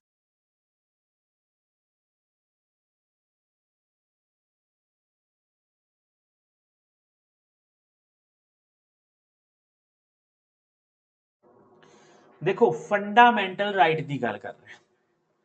सब तो पहला जदों यह फंडामेंटल साडे देश दे विच आए ਤਾਂ ਅਸੀਂ ਅਲੱਗ-ਅਲੱਗ ਦੇਸ਼ਾਂ ਦੇ ਵਿੱਚ ਗਏ, ਉਹਨਾਂ ਦਾ ਸੰਵਿਧਾਨ ਚੈੱਕ ਕੀਤਾ। ਜਦੋਂ ਉਹਨਾਂ ਦਾ ਸੰਵਿਧਾਨ ਚੈੱਕ ਕੀਤਾ, ਜੋ ਚੀਜ਼ਾਂ ਸਾਨੂੰ ਵਧੀਆ ਲੱਗੀਆਂ ਉਹ ਅਸੀਂ ਲਈਆਂ ਉਹਨਾਂ ਤੋਂ ਔਰ ਆਪਣੇ ਸੰਵਿਧਾਨ ਦੇ ਵਿੱਚ ਰੱਖ ਦਿੱਤੀਆਂ। ਪਰ ਇਹ ਗਲਤ ਹੈ। ਅਸੀਂ ਬਿਲਕੁਲ ਗਲਤ ਇਹ ਬੋਲਦੇ ਹਾਂ ਕਿ ਬਾਹਰੋਂ ਲਈਆਂ ਤੇ ਰੱਖ ਦਿੱਤੀਆਂ। ਪਤਾ ਵੀ ਜਦੋਂ ਬੋਰੋ ਤਾਂ ਬਾਹਰੋਂ ਕੀਤੇ, ਲੇਕਿਨ ਟਾਈਟਲ ਬਾਹਰੋਂ ਕੀਤਾ। ਉਹਨਾਂ ਦੇ ਦੇਸ਼ ਦਾ এনवायरमेंट ਹੋਰ ਹੈ, ਸਾਡੇ ਇੰਡੀਆ ਦਾ ਹੋਰ ਹੈ। ਉੱਥੋਂ ਲੈ ਕੇ ਔਰ ਆਪਣੇ ਦੇਸ਼ ਦਾ এনवायरमेंट ਦੇਖ ਕੇ ਫਿਰ ਅਸੀਂ ਉਹਨੂੰ ਪ੍ਰੋਪਰ ਤਰੀਕੇ ਨਾਲ ਲਿਖਿਆ ਆਪਣੇ ਦੇਸ਼ ਦੇ ਫੰਡਾਮੈਂਟਲ ਰਾਈਟ ਤੇ। ਯਾਨੀ ਆਪਾਂ ਇਹ ਬੋਲ ਸਕਦੇ ਹਾਂ ਫੰਡਾਮੈਂਟਲ ਰਾਈਟ ਹੈ ਜਿਹੜਾ ਆਪਣੇ ਜਿਹੜਾ ਸੰਵਿਧਾਨ ਦਾ ਜਿਹੜਾ ਪਾਰਟ ਨੰਬਰ 3 ਦੇ ਵਿੱਚ ਮੈਂਸ਼ਨ ਕੀਤਾ ਹੈ। ਇਹ ਅਸੀਂ ਲਿਆ ਕਿੱਥੋਂ ਹੈ ਤਾਂ USA ਤੋਂ ਲਿਆ ਹੈ। ਇਹਦੇ ਵਿੱਚ ਆਰਟੀਕਲ ਕਿੰਨੇ ਹੈ ਸਰ? ਆਰਟੀਕਲ ਹੈ 12 ਤੋਂ ਲੈ ਕੇ 35। ਜਦੋਂ ਅਸੀਂ ओरिजिनल साडा कॉन्स्टिट्यूशन सीगा उदों असी 7 फंडामेंटल रखे, लेकिन अगर करंट की गल करिए तो अपने कोलों 6 फंडामेंटल राइट ने। समझ रहे हो? देखो केड़े केड़े 6 फंडामेंटल राइट्स ने, याद करवा दूंगा पूरे आर्टिकल्स। सब तो पहला अपने कोलों आंदा है right to equality, right to equality किन्ने हो गए? 14 तो सर 18। ठीक है। Right to freedom, right to freedom 19 तो लैके सर 22। राइट टू अगेंस्ट एक्सप्लॉइटेशन कितने आ गए? 23 and 24। Right to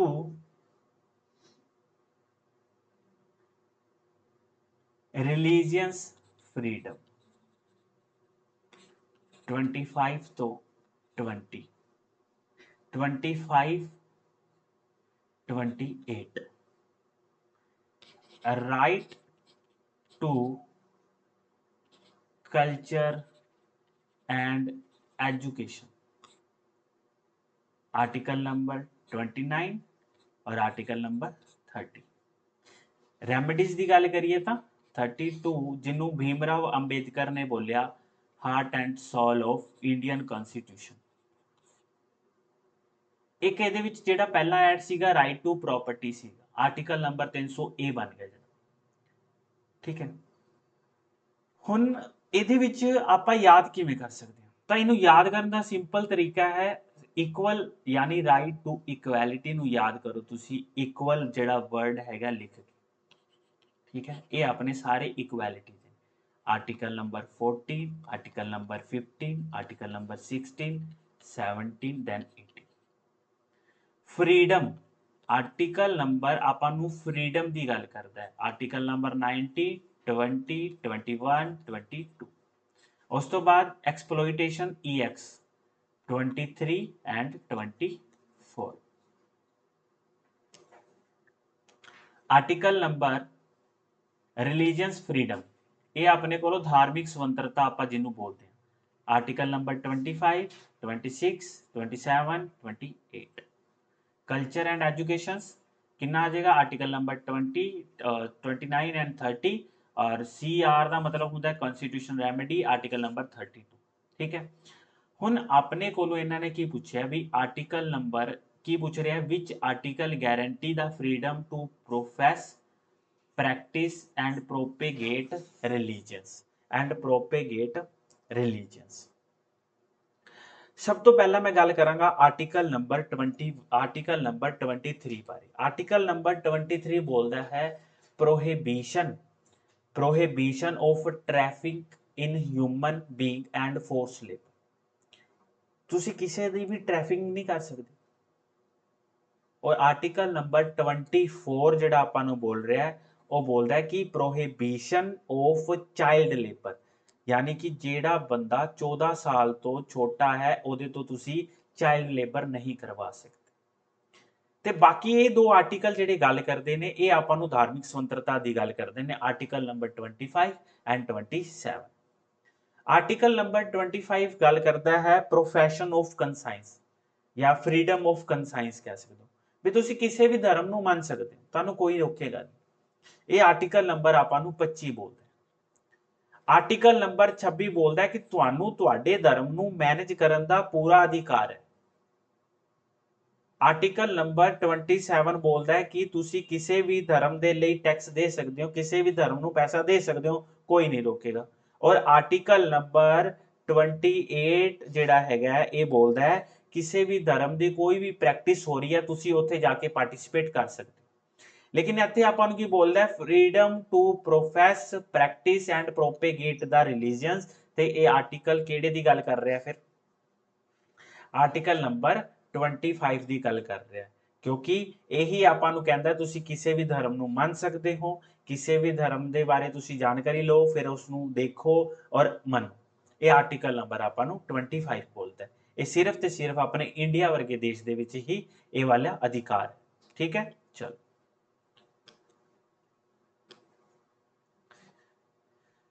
next question ਹੈ, a bill for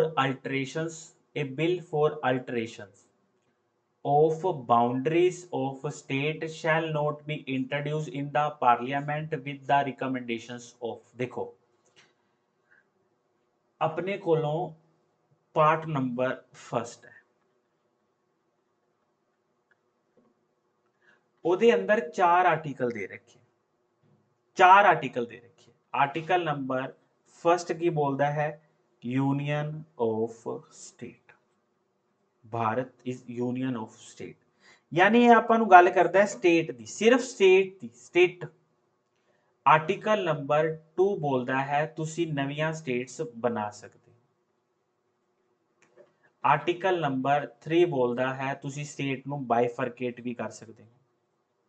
article number 4 की बोलता है, आर्टिकल नंबर 4 बोलता है कि देश के अंदर कोई भी स्टेट का नाम चेंज करना है, बाउंड्री चेंज करनी है तो ਤੁਹਾਨੂੰ संविधान ਨੂੰ अमेंडमेंट ਕਰਨ ਦੀ ਜ਼ਰੂਰਤ ਨਹੀਂ ਹੈ। लेकिन अगर ਤੁਸੀਂ याद करो एक बेरीबारी केस ਸੀਗਾ, बेरूबारी यूनियन केस 1960, अगर ਤੁਸੀਂ ਉਹਦੀ ਗੱਲ ਕਰੋਗੇ ਤਾਂ ਉਧਰ ਅਸੀਂ ਆਪਣਾ ਕੁਝ ਹਿੱਸਾ ਵੈਸਟ ਬੰਗਾਲ ਦਾ ਪਾਕਿਸਤਾਨ ਨੂੰ ਦਿੱਤਾ ਸੀ ਜਿਹੜਾ ਬੰਗਲਾਦੇਸ਼ ਬਣਿਆ।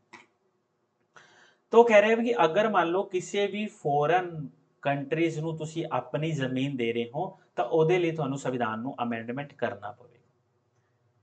ਹੁਣ ਇੱਥੇ ਇੱਕ ਪ੍ਰੋਸੀਜਰ ਇਹ ਹੈ ਕਿ ਜਦੋਂ ਵੀ ਬਾਈਫਰਕੇਟ ਕਰਨਾ ਹੋਏਗਾ, ਬਾਈਫਰਕੇਟ, ਠੀਕ ਹੈ, ਉਸ ਟਾਈਮ ਦੇ ਉੱਪਰ ਪਾਵਰ ਹੋਏਗੀ ਸਾਰੀ ਦੀ ਸਾਰੀ ਪਾਰਲੀਮੈਂਟ ਕੋਲੋਂ ਔਰ ਬਿੱਲ ਤਿਆਰ ਕਰੇਗਾ ਪਾਰਲੀਮੈਂਟ। ਪਾਰਲੀਮੈਂਟ ਬਿੱਲ ਤਿਆਰ ਕਰਨ ਤੋਂ ਬਾਅਦ ਪ੍ਰੈਜ਼ੀਡੈਂਟ ਨੂੰ ਦੇ ਦੇਗਾ ਔਰ ਪ੍ਰੈਜ਼ੀਡੈਂਟ ਉਹਦੇ ਉੱਤੇ ਆਪਣੇ ਸਾਈਨ ਕਰ ਦੇ। अगर कोई न्यू स्टेट बनाना है तो ਉਹਦੇ ਵਾਸਤੇ ਜਿਹੜੀ ਇਹ ਪਾਵਰ ਹੈ ਉਹਦੇ ਵਾਸਤੇ ਜਿਹੜਾ ਪ੍ਰੈਜ਼ੀਡੈਂਟ ਸਾਹਿਬ ਬਿੱਲ ਤਿਆਰ ਕਰਨ ਨੂੰ ਕਹਿਣਗੇ ਕਿਨੂੰ? ਸਟੇਟ ਨੂੰ, ਸਟੇਟ ਦੀ ਲੈਜਿਸਲੇਟਿਵ ਅਸੈਂਬਲੀ ਨੂੰ। ਠੀਕ ਹੈ, ਹੁਣ ਇੱਥੇ ਆਪਣੇ ਕੋਲ ਕੁਐਸਚਨ ਇਹ ਪੁੱਛ ਲਿਆ ਇਹਨਾਂ ਨੇ ਵੀ ਜਦੋਂ ਵੀ ਕੋਈ ਸਟੇਟ ਦੀ ਅਲਟਰੇਸ਼ਨਸ ਬਾਉਂਡਰੀ ਕਰਨੀ ਹੋਵੇ, ਅਗਰ ਉਹਦਾ ਬਿੱਲ ਇੰਟਰੋਡਿਊਸ ਕਰਨਾ ਹੋਵੇ ਤਾਂ ਕਿਹਦੀ ਰਿਕਮੈਂਡੇਸ਼ਨਸ ਤੋਂ ਬਿਨਾ ਨਹੀਂ ਹੋ ਸਕਦਾ? ਤਾਂ ਇਹ ਪ੍ਰੈਜ਼ੀਡੈਂਟ ਦੀ ਰਿਕਮੈਂਡੇਸ਼ਨਸ ਤੋਂ ਬਿਨਾ ਨਹੀਂ ਹੋ ਸਕਦਾ। ਜਦੋਂ ਵੀ ਕਿਸੇ ਸਟੇਟ ਦੀ ਬਾਉਂਡਰੀ ਨੂੰ ਚੇਂਜ ਕਰਨ ਦਾ ਬਿੱਲ ਆਏਗਾ ਤਾਂ ਸਭ ਤੋਂ ਪਹਿਲਾਂ ਪ੍ਰੈਜ਼ੀਡੈਂਟ ਉਹਦੇ ਵਾਸਤੇ ਰਿਕਮੈਂਡੇਸ਼ਨਸ ਕਰਨਗੇ। ਤਾਂ ਆਨਸਰ ਹੈ ਜੀ ਆਪਣਾ president of India, president of India. ਇਹ ਪੁੱਛ ਰਿਹਾ ਪ੍ਰੀਸਾਈਡਿੰਗ ਆਫੀਸਰ ਪਤਾ ਕਿਹੜੇ ਹੁੰਦੇ ਨੇ? ਜਿਵੇਂ ਸਪੀਕਰ ਤੇ ਚੇਅਰਮੈਨ, ਸਪੀਕਰ ਹੋ ਗਿਆ, ਚੇਅਰਮੈਨ ਹੋ ਗਿਆ, ਉਹਨੂੰ ਪ੍ਰੀਸਾਈਡਿੰਗ ਆਫੀਸਰ ਬੋਲਿਆ ਜਾਂਦਾ ਹੈ। ਠੀਕ ਹੈ, ਜਿਹੜੀ ਸਦਨ ਦੀ ਕਾਰਵਾਈ ਨੂੰ ਸਟਾਰਟ ਕਰਦੇ ਨੇ। ਹਾਂਜੀ, ਨੈਕਸਟ ਕੁਐਸਚਨ ਹੈ ਜੁਲਾਈ 11 ਐਵਰੀ ਡੇ ਇਜ਼ ਆਬਜ਼ਰਵਡ ਐਜ਼। 11 ਜੁਲਾਈ ਨੂੰ ਕਿਹੜਾ ਡੇ ਮਨਾਇਆ ਜਾਂਦਾ ਹੈ ਸਰ? 11 ਜੁਲਾਈ ਨੂੰ ਮਨਾਇਆ ਜਾਂਦਾ ਹੈ ਵਰਲਡ ਪੋਪੂਲੇਸ਼ਨਸ ਡੇ। 11 ਜੁਲਾਈ ਨੂੰ ਅਸੀਂ ਸੈਲੀਬ੍ਰੇਟ ਕਰਦੇ ਹਾਂ ਵਰਲਡ ਪੋਪੂਲੇਸ਼ਨਸ ਡੇ ਦੇ ਨਾਮ ਤੋਂ। ਹੁਣ ਮੇਰੇ ਕੋਲ 3 ਰਹਿ ਗਏ, ਇਹ ਵੀ ਮੈਂ ਕਰਾਂਗਾ। ਵਰਲਡ ਲਿਟਰੇਸੀ ਡੇ ਕਦੋਂ ਮਨਾਉਂਦੇ ਆ ਸਰ? ਵਰਲਡ ਲਿਟਰੇਸੀ ਡੇ ਮਨਾਇਆ ਜਾਂਦਾ ਹੈ 8 ਸਤੰਬਰ ਨੂੰ। ਵਰਲਡ ਹਾਰਟ ਡੇ ਕਦੋਂ ਮਨਾਇਆ ਜਾਂਦਾ ਹੈ? ਇਹ ਮਨਾਇਆ ਜਾਂਦਾ ਆਪਣਾ ਹਾਰਟ ਡੇ 29 ਸਤੰਬਰ ਨੂੰ। ਔਰ ਮਲਾਲਾ ਡੇ 12 जुलाई। ठीक है जी, 12 जुलाई। Social development process is the primary direct towards, ਇਹਦਾ ਮਤਲਬ ਪ੍ਰਾਇਮਰੀ ਏਮ ਕੀ ਹੈ ਸੋਸ਼ਲ ਡਿਵੈਲਪਮੈਂਟ ਪ੍ਰੋਸੈਸ ਦਾ। ਇਹਦਾ ਪ੍ਰਾਇਮਰੀ ਏਮਸ ਹੈਗਾ ਡਿਵੈਲਪਮੈਂਟ ਕਰਨੀ ਹੈ ਤੁਸੀਂ ਜਿਹੜਾ ਆਪਣਾ ਰੂਰਲ ਏਰੀਆ ਹੈ ਉਹਦੀ। ਤਾਂ ਆਨਸਰ ਆਪਣਾ ਆਏਗਾ B, development of the rural area, development of the rural area. Next है जी शिखर से पुकार इस documentary film related to which topic. Shikhar Se Pukar है जी, शिखर से पुकार, Shikhar Se Pukar is the documentary film related to which topic. ਤਾਂ ਉਹ ਟੌਪਿਕ ਨਾਲ ਰਿਲੇਟ ਕਰਦੀ ਹੈ ਜੀ ਵਾਟਰ ਕੰਜ਼ਰਵੇਸ਼ਨ। ਇਹਦੇ ਵਿੱਚ ਕੀ ਸੀਗਾ ਆਪਣੇ ਯੂਨੀਅਨ ਜੇ ਮੰਨ ਲਓ ਕਹਿ ਸਕਦੇ ਹੋ ਜਲ ਸ਼ਕਤੀ ਮਿਸ਼ਨ ਮਿਨਿਸਟਰ ਨੇ ਜਿਹੜੇ ਗਜੇਂਦਰ ਸਿੰਘ ਸ਼ੇਖਾਵਤ, ਉਹਨਾਂ ਨੇ ਦਿੱਲੀ ਦੇ ਵਿੱਚ ਇਸ ਫਿਲਮ ਨੂੰ ਲਾਂਚ ਕੀਤਾ ਸੀ। ਸ਼ਾਰਟ ਫਿਲਮ ਇਹ ਫਿਲਮ ਬਣੀ ਹੈ ਜੀ ਵਾਟਰ ਕੰਜ਼ਰਵੇਸ਼ਨ ਦੇ ਉੱਪਰ ਐਂਡ ਇੱਕ ਆਈਐਸ ਅਧਿਕਾਰੀ ਹੈ ਜਿਹਦਾ ਨਾਮ ਹੈ ਰਵਿੰਦਰ ਕੁਮਾਰ। ਰਵਿੰਦਰ ਕੁਮਾਰ ਉਹਨਾਂ ਨੇ ਕੀ ਕੀਤਾ ਸੀਗਾ ਐਵਰੈਸਟ ਦੇ ਉੱਪਰ ਚੜੇ ਸੀ ਔਰ ਉੱਥੇ ਉਹਨਾਂ ਨੇ ਮਤਲਬ ਇਸ ਚੀਜ਼ ਨੂੰ ਤੁਸੀਂ ਕਹਿ ਸਕਦੇ ਹੋ ਵੀ ਪ੍ਰਮੋਟ ਕੀਤਾ ਸੀਗਾ ਵਾਟਰ ਦੀ ਸਾਂਭ ਸੰਭਾਲ ਦੇ ਲਈ ਔਰ ਪੋਲਿਊਸ਼ਨ ਨੂੰ ਘੱਟ ਕੰਟਰੋਲ ਕਰਨ ਦੇ ਲਈ। ਤਾਂ ਉਹਦੇ ਉੱਪਰ ਬਣੀ ਹੋਈ ਹੈ ਫਿਲਮ ਜਿਹਦਾ ਨਾਮ ਹੈ शिखर से पुकार ਔਰ ਮੇਨਲੀ ਇਹ ਟੌਪਿਕ ਰਿਲੇਟ ਕਰਦਾ ਹੈ ਵਾਟਰ ਕੰਜ਼ਰਵੇਸ਼ਨ ਨਾਲ। ਹਾਂਜੀ, which is the administrative authority controlling the juvenile justice board। ਕਿਹੜੀ ਅਥਾਰਟੀ ਕਰੇਗੀ ਉਹ ਹੈਗੀ ਹੈ ਜੀ ਸੋਸ਼ਲ ਵੈਲਫੇਅਰ ਡਿਪਾਰਟਮੈਂਟ। ਠੀਕ ਹੈ, social welfare department. who has won the 2021 US Open Men single title। ਤਾਂ ਉਹ ਕਿਸ ਪਰਸਨ ਨੂੰ ਮਿਲਿਆ ਐਂਡੇ ਮੁਰੀ, ਸਟੈਨ, ਨੋਵਾਕ ਡੁਕੋਚੂ ਔਰ ਡੈनियल। ਇਹ ਮਿਲਿਆ ਹੈ ਜੀ ਡੈनियल। ਠੀਕ ਹੈ, ਕਿਹਨੂੰ ਮਿਲਿਆ ਡੈनियल। नेक्स्ट क्वेश्चन है अपना a person who can see near by object but can't not be distant object is suffering from. मतलब ਉਹਨੂੰ ਕਿਹੜੀ ਬਿਮਾਰੀ ਹੋ ਸਕਦੀ ਹੈ, ਉਹਨੂੰ ਕਿਹੜੀ ਬਿਮਾਰੀ ਹੋ ਸਕਦੀ ਹੈ, ਇਸ ਚੀਜ਼ ਬਾਰੇ ਪੁੱਛਿਆ। ਦੇਖੋ ਇਹਦੇ ਵਿੱਚ ਕੀ ਹੈ ਆਪਣੇ ਕੋਲੋਂ ਦੋ ਚੀਜ਼ਾਂ ਹੁੰਦੀਆਂ। ਇਹ ਹੁੰਦਾ ਹੈ ਵੈਸੇ ਤਾਂ ਚੈਪਟਰ ਹੈ ਵਿਜ਼ਨ ਡਿਫੈਕਟਸ। ਠੀਕ ਹੈ, ਆਪਣੇ ਕੋਲੋਂ ਇੱਕ ਤਾਂ ਹੁੰਦਾ ਸਰ ਮਾਇਓਪੀਆ, ਇੱਕ ਕੀ ਹੁੰਦਾ ਹੈ ਆਪਣੇ ਕੋਲੋਂ ਹਾਈਪਰਮੈਟਰੋਪੀਆ। ਮਾਇਓਪੀਆ ਦਾ ਮਤਲਬ ਅਗਰ ਤੁਸੀਂ ਇਹਦੀ ਥੋੜੀ ਜੀ ਹਿੰਦੀ ਕਰੋ, ਹਿੰਦੀ ਤੁਹਾਨੂੰ ਇਹ ਸਮਝ ਆਏਗੀ ਨਿਕਟ दृष्टि दोष और ਇਹਦਾ ਆਏਗਾ दूर दृष्टि दोष। ठीक है, देखो देखने ਨੂੰ नहीं लग रहा निकट ਦੀ ਬਿਮਾਰੀ ਹੋਵੇ ਉਹ ਦੂਰ ਦੀ ਬਿਮਾਰੀ ਹੋਵੇ, ਪਰ ਇਹ ਗਲਤ ਹੈ। ਇਹਦੇ ਵਿੱਚ ਕੀ ਹੁੰਦਾ ਹੈ ਜਿਹੜੀ ਨੀਅਰ ਹੈ ਜੀ ਨੇੜੇ ਦੀ ਚੀਜ਼ ਬਿਲਕੁਲ ਸਾਫ਼ ਦਿਖਾਈ ਦਿੰਦੀ ਹੈ, ਲੇਕਿਨ दूर ਦੀ ਚੀਜ਼ ਹੈ ਸਾਫ਼ ਦਿਖਾਈ ਨਹੀਂ ਦਿੰਦੀ, यानी ये दूर दृष्टि दोष होता है मायोपिया। और हाइपरमेट्रोपिया ਇਹਦਾ मतलब होता है जी ਨੀਅਰ ਦੀ ਚੀਜ਼ बिल्कुल क्लियर नहीं है लेकिन दूर वाली चीज ਤੁਹਾਨੂੰ बिल्कुल क्लियर नजर आ रही है। ठीक है, अगर ਇਹਨੂੰ ਤੁਸੀਂ सही करना चाहते हो इस बीमारी ਨੂੰ ਤਾਂ ਤੁਹਾਨੂੰ ਲੈਂਸ यूज करना ਪੈਂਦਾ ਹੈ जी कनकेव ਲੈਂਸ। और हाइपरमेट्रोपिया ਉਹਦੇ ਲਈ ਤੁਹਾਨੂੰ यूज करना ਪੈਂਦਾ ਹੈ कन्वेक्स ਲੈਂਸ। Convex lens. ਇਹ ਮਾਇਓਪੀਆ ਹੈ ਨਾ ਜਿਹੜਾ ਇਹ ਤੁਹਾਨੂੰ ਨੇੜੇ ਦੀ ਚੀਜ਼ਾਂ ਬਿਲਕੁਲ ਸਾਫ਼ ਦਿਖਾਏ ਬਟ ਦੂਰ ਦੀ ਚੀਜ਼ ਤੁਹਾਨੂੰ ਸਾਫ਼ ਨਹੀਂ ਦਿਖੇਗੀ। ਅਗਰ ਉਸ ਚੀਜ਼ ਦਾ ਕਰੈਕਸ਼ਨ ਕਰਨਾ ਹੈ ਤਾਂ ਤੁਹਾਨੂੰ ਕਨਕੇਵ ਲੈਂਸ ਦਾ ਯੂਜ਼ ਕਰਨਾ ਪਏਗਾ। ਔਰ ਹਾਈਪਰਮੈਟਰੋਪੀਆ ਉਹਦਾ ਮਤਲਬ ਇਹ ਹੈਗਾ ਕਿ ਤੁਹਾਨੂੰ ਜਿਹੜੀ ਨੇੜੇ ਦੀ ਚੀਜ਼ ਹੀ ਨਹੀਂ ਦਿਖਾਈ ਦੇ ਰਹੀ, ਉਹਦੇ ਲਈ ਤੁਹਾਨੂੰ ਕਨਵੈਕਸ ਲੈਂਸ ਦਾ ਯੂਜ਼ ਕਰਨਾ ਪਏਗਾ। ਹੁਣ ਆਪਣੇ ਕੋਲੋਂ ਕੁਐਸਚਨ ਸੀਗਾ ਇਹ ਵਾਲਾ, ਇਹਦੇ ਵਿੱਚ ਕੀ ਪੁੱਛਿਆ ਉਹਨਾਂ ਨੇ भी ਤੁਹਾਨੂੰ ਨੇੜੇ ਦੀ ਚੀਜ਼ ਤਾਂ ਸਾਫ਼ ਦਿਖਾਈ ਦੇ ਰਹੀ ਹੈ but can't see distance object ਦੂਰ ਵਾਲੀ ਨਹੀਂ ਦਿਖਾਈ ਦੇ ਰਹੀ, ਤਾਂ ਆਨਸਰ ਤਾਂ ਹੈਗਾ ਮਾਇਓਪੀਆ। ਇੰਨਾ ਤਾਂ ਕਲੀਅਰ ਹੈ। ਠੀਕ ਹੈ, ਹੁਣ ਥੋੜਾ ਜਿਹਾ ਹੋਰ ਅੱਗੇ ਆਓ। ਅਗਰ ਮੈਂ ਪੁੱਛਾਂ ਵੀ ਆਪਣੀ ਆਈਜ਼ ਹੈ ਜਿਹੜੀ ਉਹ ਨੀਅਰ ਵਿਜ਼ਨ ਕਿੰਨਾ ਕਰ ਸਕਦੀ ਹੈ, मतलब ਨੇੜੇ ਦਾ ਕਿੰਨਾ ਦੇਖ ਸਕਦੀ ਹੈ। ਆਪਣੀ ਆਈਜ਼ ਹੈ ਜਿਹੜੀ ਨੇੜੇ ਦਾ ਕਿੰਨਾ ਦੇਖ ਸਕਦੀ ਹੈ, ਤਾਂ ਮੈਂ ਇਹ ਬੋਲ ਸਕਦਾ ਵੀ 25 ਸੈਂਟੀਮੀਟਰ ਦੇਖ ਸਕਦੀ ਹੈ। ਮੀਟਰ ਦੀ ਗੱਲ ਕਰਾਂ ਤਾਂ 2.5 ਮੀਟਰ। और दूर दी किन्नी तक देख सकती है अपनी अख, इनफिनिटी पॉइंट तक। ਇਨਫਿਨਿਟੀ ਤੱਕ ਦੇਖ ਸਕਦੀ। ਆਪਣੀ ਆਈਜ਼ ਦੇ ਵੀ ਮੈਗਾਪਿਕਸਲ ਹੁੰਦੇ ਨੇ, ਆਪਣੀ ਆਈਜ਼ ਦੇ ਵੀ ਮੈਗਾਪਿਕਸਲ ਹੁੰਦੇ ਨੇ, ਉਹ ਪਿਕਸਲ ਹੈਗੇ ਹੁੰਦੇ 756 ਮੈਗਾਪਿਕਸਲ ਹੁੰਦੇ ਨੇ। ਠੀਕ ਹੈ, ਹੁਣ ਬਿਮਾਰੀ ਦੀ ਅਗਰ ਗੱਲ ਕਰੀਏ ਤਾਂ ਕਿਵੇਂ ਹੁੰਦੀ ਹੈ ਮਾਇਓਪੀਆ ਤੇ ਹਾਈਪਰਮੈਟਰੋਪੀਆ। ਆਪਾਂ ਨੂੰ ਇੰਨੀ ਚੀਜ਼ ਬਾਰੇ ਪਤਾ ਹੈ ਕਿ ਅਗਰ ਮੰਨ ਲਓ ਕੋਈ ਤੁਸੀਂ ਇਹ ਬੋਲ ਸਕਦੇ ਹੋ ਸਵਸਥਿਆ ਬੰਦਾ ਹੈ, ਹੈਲਥੀ ਬੰਦਾ ਹੈ, ਤਾਂ ਉਹਦੀ ਇਮੇਜ ਹੈ ਜਿਹੜੀ ਉਹ ਬਣੇਗੀ ਬਿਲਕੁਲ ਕਿਹਦੇ ਉੱਪਰ ਬਣੇਗੀ, ਰੈਟੀਨਾ ਦੇ ਉੱਪਰ ਬਣੇਗੀ, ਯਾਨੀ ਇਹਨੂੰ ਕਿਸੇ ਵੀ ਤਰ੍ਹਾਂ ਦਾ ਆਈਜ਼ ਦਾ ਦੋਸ਼ ਨਹੀਂ ਹੈ। ਠੀਕ ਹੈ, ਪਹਿਲੀ ਗੱਲ ਮੈਂ ਗੱਲ ਕਰ ਰਿਹਾ ਮਾਇਓਪੀਆ ਦੀ। ਮਾਇਓਪੀਆ ਜਿਵੇਂ ਹੁਣ ਆਪਣੀ ਆਹ ਆਈਜ਼ ਹੈ, ਇਸ ਤਰੀਕੇ ਨਾਲ ਆਪਣੀ ਆਈਜ਼ ਹੈ। ਠੀਕ ਹੈ, ਇੱਥੇ ਹੈ ਰੈਟੀਨਾ ਔਰ ਇਹ ਆਪਣੀ ਆਈਜ਼ ਦਾ ਲੈਂਸ ਹੈ। ਹੁਣ ਇਹ ਕੀ ਹੋ ਗਿਆ, ਜਾ ਰਹੀ ਹੈ ਜਾ ਰਹੀ ਹੈ ਜਾ ਰਹੀ ਹੈ, ਲੇਕਿਨ ਇੱਥੇ ਰਸਤੇ ਦੇ ਵਿੱਚ ਹੀ ਬਣ ਜਾਂਦੀ ਹੈ, ਯਾਨੀ ਰੈਟੀਨਾ ਤੋਂ ਪਹਿਲਾਂ ਇਮੇਜ ਬਣ ਜਾਂਦੀ ਹੈ ਮਾਇਓਪੀਆ ਦੇ ਕੇਸ ਦੇ ਵਿੱਚ। ਮਾਇਓਪੀਆ ਦੇ ਕੇਸ ਦੇ ਵਿੱਚ ਕੀ ਹੁੰਦਾ ਹੈ, ਰੈਟੀਨਾ ਤੋਂ ਪਹਿਲਾਂ ਇਮੇਜ ਬਣ ਜਾਂਦੀ ਹੈ। ਤਾਂ ਆਪਾਂ ਇਹ ਲਿਖ ਸਕਦੇ ਹਾਂ image formed in front of retina। और हाइपरमेट्रोपिया बिल्कुल समझ आ जाएगा। ਹੁਣ ਤਾਂ ਹਾਈਪਰਮੈਟਰੋਪੀਆ ਦੇ ਵਿੱਚ ਕੀ ਹੋਏਗਾ, ਜਿਹੜੀ ਇਹ ਰਸਤੇ 'ਚ ਰੁਕੀ ਹੈ ਨਾ, ਇਹ ਇਹਦੇ ਪਿੱਛੇ ਜਾ ਕੇ ਬਣੇਗੀ, ਇਹਦੇ ਪਿੱਛੇ, ਯਾਨੀ ਬਿਹਾਈਂਡ ਦਾ ਰੈਟੀਨਾ ਇਮੇਜ ਬਣੇਗੀ, ਬਿਹਾਈਂਡ ਦਾ ਰੈਟੀਨਾ, ਬਿਹਾਈਂਡ ਦਾ ਰੈਟੀਨਾ ਇਮੇਜ ਬਣ ਜਾਂਦੀ ਹੈ। ਠੀਕ ਹੈ, ਇਸ ਤੋਂ ਇਲਾਵਾ ਹੁੰਦੀ ਹੈ ਇੱਕ ਜਿਹਦਾ ਨਾਮ ਹੁੰਦਾ ਹੈ ਪ੍ਰੈਸਬਾਇਓਪੀਆ।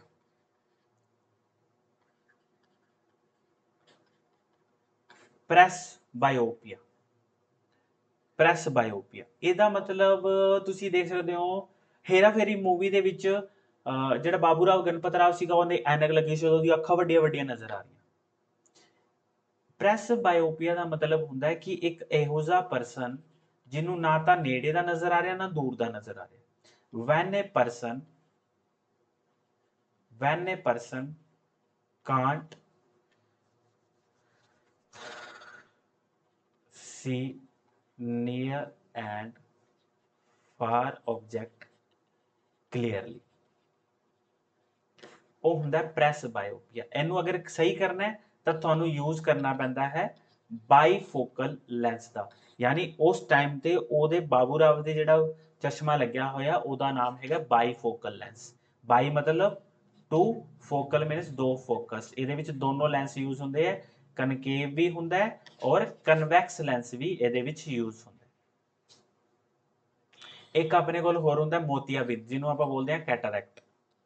ਇਹਦੇ ਵਿੱਚ ਕੀ ਹੁੰਦਾ ਹੈ ਕਿ ਜਿਹੜੀ ਆਪਣੀ ਪਿਊਪਿਲ ਹੁੰਦੀ ਹੈ ਉਹਦੇ ਉੱਪਰ ਕੀ ਹੋ ਜਾਂਦੀ ਹੈ, ਵਾਈਟ ਰੰਗ ਦੀ ਨਾ ਮੈਂਬਰੇਨ ਆ ਜਾਂਦੀ ਹੈ। ਠੀਕ ਹੈ, ਇਹ ਵਾਈਟ ਮੈਂਬਰੇਨ ਔਨ ਪਿਊਪਿਲ। ਠੀਕ ਹੈ, ਪਿਊਪਿਲ ਦੇ ਮਤਲਬ ਝਿੱਲੀ ਦੇ ਉੱਪਰ ਕੀ ਹੋ ਜਾਂਦਾ, ਵਾਈਟ ਕਲਰ ਦੀ ਮੈਂਬਰੇਨ ਆ ਜਾਂਦੀ ਹੈ ਔਰ ਇਹਨੂੰ ਸਹੀ ਕਰਨ ਵਾਸਤੇ ਤੁਹਾਨੂੰ ਸਰਜਰੀ ਹੀ ਕਰਵਾਉਣੀ ਪੈਂਦੀ ਹੈ। ਇੱਕ ਹੁੰਦਾ ਕਲਰ ਬਲਾਈਂਡਨੈਸ। ਕਲਰ ਬਲਾਈਂਡਨੈਸ ਜਿਹੜਾ ਹੁੰਦਾ ਹੈ ਉਹਦਾ ਮਤਲਬ ਇਹ ਹੁੰਦਾ ਕਿ ਤੁਹਾਨੂੰ ਪ੍ਰਾਇਮਰੀ ਕਲਰ ਨਜ਼ਰ ਨਹੀਂ ਆਉਂਦੇ, ਯਾਨੀ ਕਿ RBG, red blue colour, green colour ਹੈ ਜਿਹੜੇ, ਇਹ ਨਜ਼ਰ ਨਹੀਂ ਆਉਂਦੇ। ਠੀਕ ਹੈ, ਇਹ ਆਈਜ਼ ਦੇ ਬਾਰੇ ਹੈ ਥੋੜਾ ਜਿਹਾ, ਜਿਹੜਾ ਮੈਂ ਦੱਸਤਾ ਤੁਹਾਨੂੰ ਮੇਨ ਪਾਰਟ। ਇਹ ਤੁਹਾਨੂੰ ਚੀਜ਼ ਸਮਝ ਆ ਗਿਆ ਹੋਏਗਾ। ਹਾਈਪਰਮੈਟਰੋਪੀਆ, ਪ੍ਰੈਸਬਾਇਓਪੀਆ, ਮਾਇਓਪੀਆ ਕੀ ਚੀਜ਼ਾਂ ਹੁੰਦੀਆਂ ਨੇ। ਐਂਡ ਲਾਸਟ ਕੁਐਸਚਨ ਹੈ ਜੀ ਆਪਣਾ ਗ੍ਰੀਨ ਗੋਲਡ। ਗ੍ਰੀਨ ਗੋਲਡ ਕਿਹਨੂੰ ਬੋਲਿਆ ਜਾਂਦਾ ਹੈ, ਗ੍ਰੀਨ ਗੋਲਡ ਬੋਲਿਆ ਜਾਂਦਾ ਹੈ ਟੀ ਨੂੰ, ਗ੍ਰੀਨ ਗੋਲਡ ਬੋਲਿਆ ਜਾਂਦਾ ਹੈ ਟੀ ਨੂੰ। ਠੀਕ ਹੈ, ਗ੍ਰੀਨ ਗੋਲਡ। ਸੋ ਇੱਥੇ ਤੱਕ ਆਪਣਾ ਜਿਹੜਾ ਪ੍ਰੀਵੀਅਸ ਈਅਰ ਕੁਐਸਚਨ ਸੀ ਕਿ ਐਕਸਾਈਜ਼ ਦੇ ਖਤਮ ਹੋ ਰਹੇ ਹੈ ਜੀ, GS ਦੇ। ਸੋ ਉਮੀਦ ਕਰਦਾ ਕਿ ਤੁਹਾਨੂੰ ਇਹ ਸੀਰੀਜ਼ ਪਸੰਦ ਆਇਆ ਹੋਵੇਗਾ। ਸਭ ਤੋਂ ਪਹਿਲਾਂ ਇੰਗਲਿਸ਼ ਦਾ ਦੇਖਦੇ ਹਾਂ ਜੀ। ਪਹਿਲਾ ਕੁਐਸਚਨ ਦਿਖ ਰਿਹਾ ਸਭ ਨੂੰ ਵੀ ਵਿਜ਼ੀਬਲ ਹੈ ਜਾਂ ਹੋਰ ਬੜਾ ਕਰੀਏ? I think it is visible. ਦੇਖੋ ਜਦੋਂ ਵੀ ਮੈਂ ਤੁਹਾਨੂੰ ਪਟਵਾਰੀ ਦਾ ਜਿਸ ਦਿਨ ਪੇਪਰ ਹੋਇਆ ਸੀਗਾ ਜਾਂ ਫਿਰ ਜਿੰਨੇ ਵੀ ਐਨਾਲਿਸਿਸ ਕੀਤੇ PSSB ਦੇ, ਦੋ ਗੱਲਾਂ ਕਹੀਆਂ ਸੀ ਵੀ ਗ੍ਰਾਮਰ ਦੇ ਵਿੱਚੋਂ ਸਭ ਤੋਂ ਜ਼ਿਆਦਾ ਇੰਪੋਰਟੈਂਟ ਦੋ ਚੈਪਟਰ ਨੇ ਜਿਹੜਾ PSSB ਇਸ ਵਾਰ ਪੁੱਛ ਰਿਹਾ ਹੈ, ਜਾਂ ਤਾਂ ਟੈਂਸ ਜਾਂ ਫਿਰ ਪ੍ਰੋਨਾਊਨ। ਦੇਖੋ ਪਹਿਲਾ ਕੁਐਸਚਨ ਹੀ ਪ੍ਰੋਨਾਊਨ ਦਾ ਪਿਆ। ਜਿਹੜੇ ਸਟੂਡੈਂਟਸ ਐਨਾਲਿਸਿਸ ਧਿਆਨ ਨਾਲ ਦੇਖਦੇ ਨੇ ਤੇ ਜਿਹੜੀਆਂ ਸੁਜੈਸ਼ਨਸ ਦਿੱਤੀਆਂ ਨੇ ਉਹਨਾਂ ਤੇ ਅਮਲ ਕਰਦੇ ਨੇ, ਉਹਨਾਂ ਨੂੰ ਫਾਇਦਾ ਬਹੁਤ ਹੁੰਦਾ। ਹੁਣ ਵੀ ਮੈਂ ਦੱਸ ਰਿਹਾ PSSB ਕਲਰਕ ਆਊਗਾ ਜਾਂ ਹੋਰ PSSB ਵੱਲੋਂ ਜਿਹੜਾ ਹੀ ਪੇਪਰ ਆਊਗਾ ਉਹਦੇ ਵਿੱਚ ਆਹ ਦੋ ਚੈਪਟਰ ਬਹੁਤ ਜ਼ਿਆਦਾ ਇੰਪੋਰਟੈਂਟ ਨੇ, ਲੇਕਿਨ ਵਧੀਆ ਤਰੀਕੇ ਨਾਲ ਪੜ੍ਹਨੇ ਪੈਂਦੇ ਨੇ। ਠੀਕ ਹੈ, ਦੇਖ ਤੀਸਰਾ ਕੰਡੀਸ਼ਨਲਸ ਦੇ ਵਿੱਚੋਂ ਵੀ ਕੁਐਸਚਨ ਪੁੱਛੇ ਜਾ ਰਹੇ ਨੇ। पहला क्वेश्चन है जी प्रोनाउन ते one should take advantage of opportunities to talk with the native speakers if one wants to improve your English. Very easy question, I guess ਇਹਦਾ आंसर 90% ਜਿਹੜੇ स्टूडेंट्स ने सही करके आए होंगे। की आंसर लगा के आए हो जी फटाफट दसो।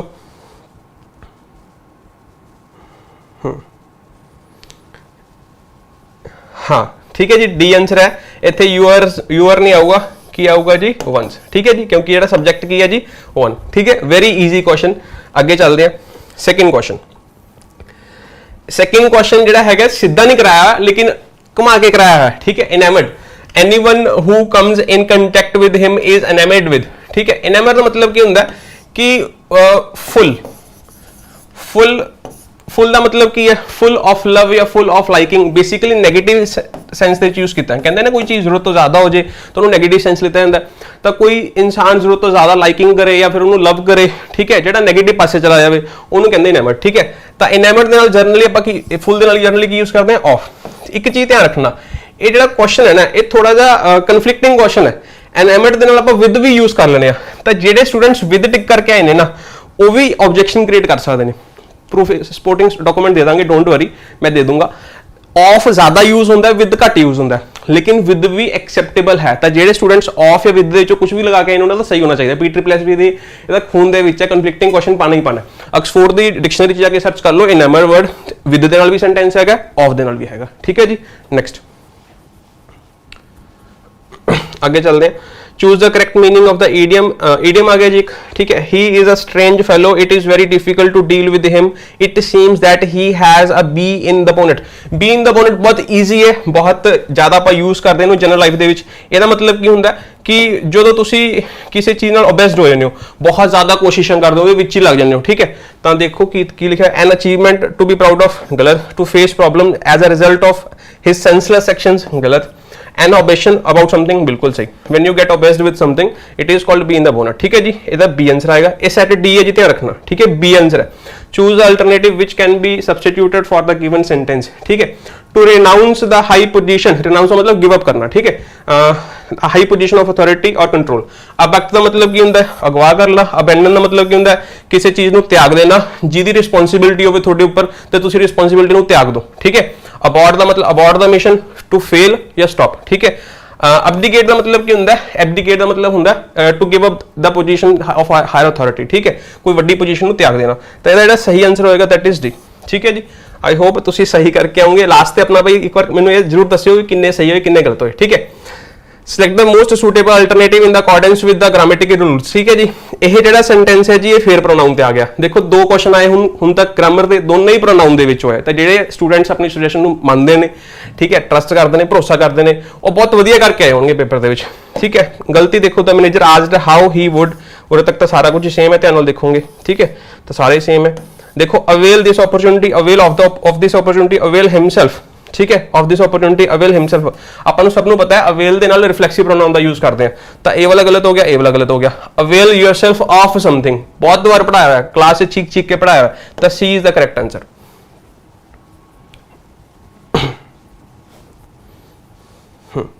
Very nice. ठीक है, हाँ, वेरी वेरी नाइस। ठीक है, तो तुसी डिसाइड करो थोड़ा ईजी लग रहा है, डिफिकल्ट लग रहा है। ठीक है, हुण ये वाला क्वेश्चन देखते हैं। Choose the expression from the given alternative which is an improvement upon the underlined part of the sentence. A majority of the passengers could have been saved if the driver had applied brakes in time। ਇਹ ਵਾਲਾ sentence ਜਿਹੜਾ ਹੈਗਾ ਨਾ ਜੀ, ਇਹ ਦੋ ਤਿੰਨ concept ਤੋਂ ਮਿਲ ਕੇ ਬਣਿਆ ਹੋਇਆ। ਇੱਕ ਤਾਂ ਹੈਗਾ ਆਪਣਾ ਕੰਡੀਸ਼ਨਲਸ, ਇੱਕ ਹੈਗਾ ਐਕਟਿਵ ਪੈਸਿਵ। ਜਿਵੇਂ ਅਸੀਂ ਐਕਟਿਵ ਪੈਸਿਵ ਜਿਵੇਂ ਸਟਾਰਟ ਕੀਤੇ, ਜਿਹਨੇ ਪਹਿਲੀ ਵੀਡੀਓ ਧਿਆਨ ਨਾਲ ਦੇਖੀ ਹੈ ਨਾ, ਉਹ ਇਹ ਸੈਂਟੈਂਸ ਕਦੇ ਵੀ ਗਲਤ ਨਹੀਂ ਕਰਕੇ ਆਊਗਾ। ਤਾਂ ਤੁਸੀਂ ਇਹਦਾ ਆਨਸਰ ਦੱਸੋ ਕੀ ਆਏਗਾ ਫਟਾਫਟ।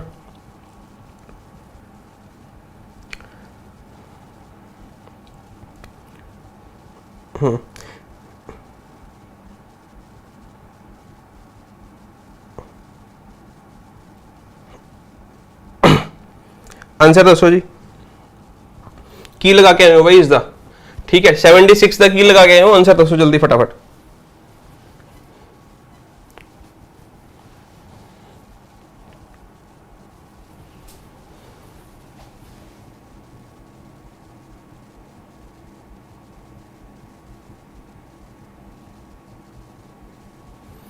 नहीं, गलत। ठीक है, जेड़ा दिता है ये बिल्कुल सही है। ठीक है जी, ਤਾਂ ਜਿਹੜਾ ਇਹਦਾ ਆਨਸਰ ਆਏਗਾ नो ਇੰਪਰੂਵਮੈਂਟ ਹੈ, ਬਿਲਕੁਲ ਸਹੀ ਹੈ। ਠੀਕ ਹੈ, ਇਹ ਜਿਹੜਾ ਸੈਂਟੈਂਸ ਹੈ ਜੀ ਇਹ ਥਰਡ ਕੰਡੀਸ਼ਨਲ ਦਾ ਸੈਂਟੈਂਸ ਹੈ। ਠੀਕ ਹੈ, ਜਾਂ ਫਿਰ ਇਹਨੂੰ ਕਹਿ ਸਕਦੇ ਹਾਂ ਕਲੋਜ਼ਡ ਕੰਡੀਸ਼ਨਲ।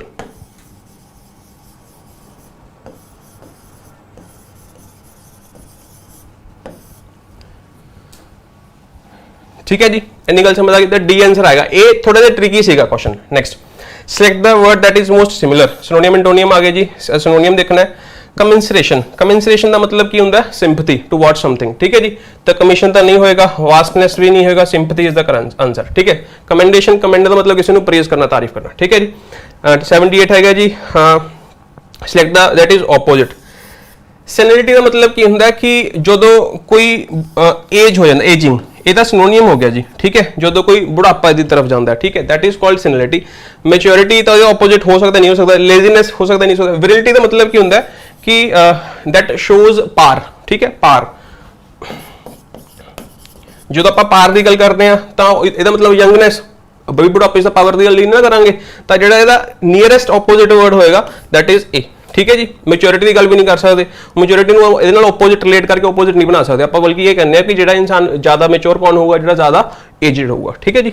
ਨੈਕਸਟ 79 ਦੇਖੋ, find the misspelled word from the given words. Misspelled देखना। इंट्रूड का मतलब की होंगे जी to be somewhere where you should not be. ठीक है, do not intrude into his private life. ठीक है, डू नॉट इंट्रूड सुनिया होगा तुम बहुत बार, तो ये इंटू वगैरह यूज करते हैं। नैक्सट, मॉकरी का मतलब की होंगे मॉक करना, किसी को पब्लिक दे कमेंट करना, उसकी इंसल्ट करना। ठीक है जी। मॉडरेटर। ठीक है, MODERATOR, तो C is the correct answer. Moderator की स्पैलिंग जी सी गलत सी। फिनोमिनन बिल्कुल सही है जी। फिनोमिनन ये सिंगुलर है, इधर जो प्लूरल हो जाएगा, लास्ट वाले ON हटा के ए लगा दो, ए प्लूरल हो जाएगा। ठीक है जी। तो this was all about English. अच्छा, 80वां भी हैगा, देख लेने जी।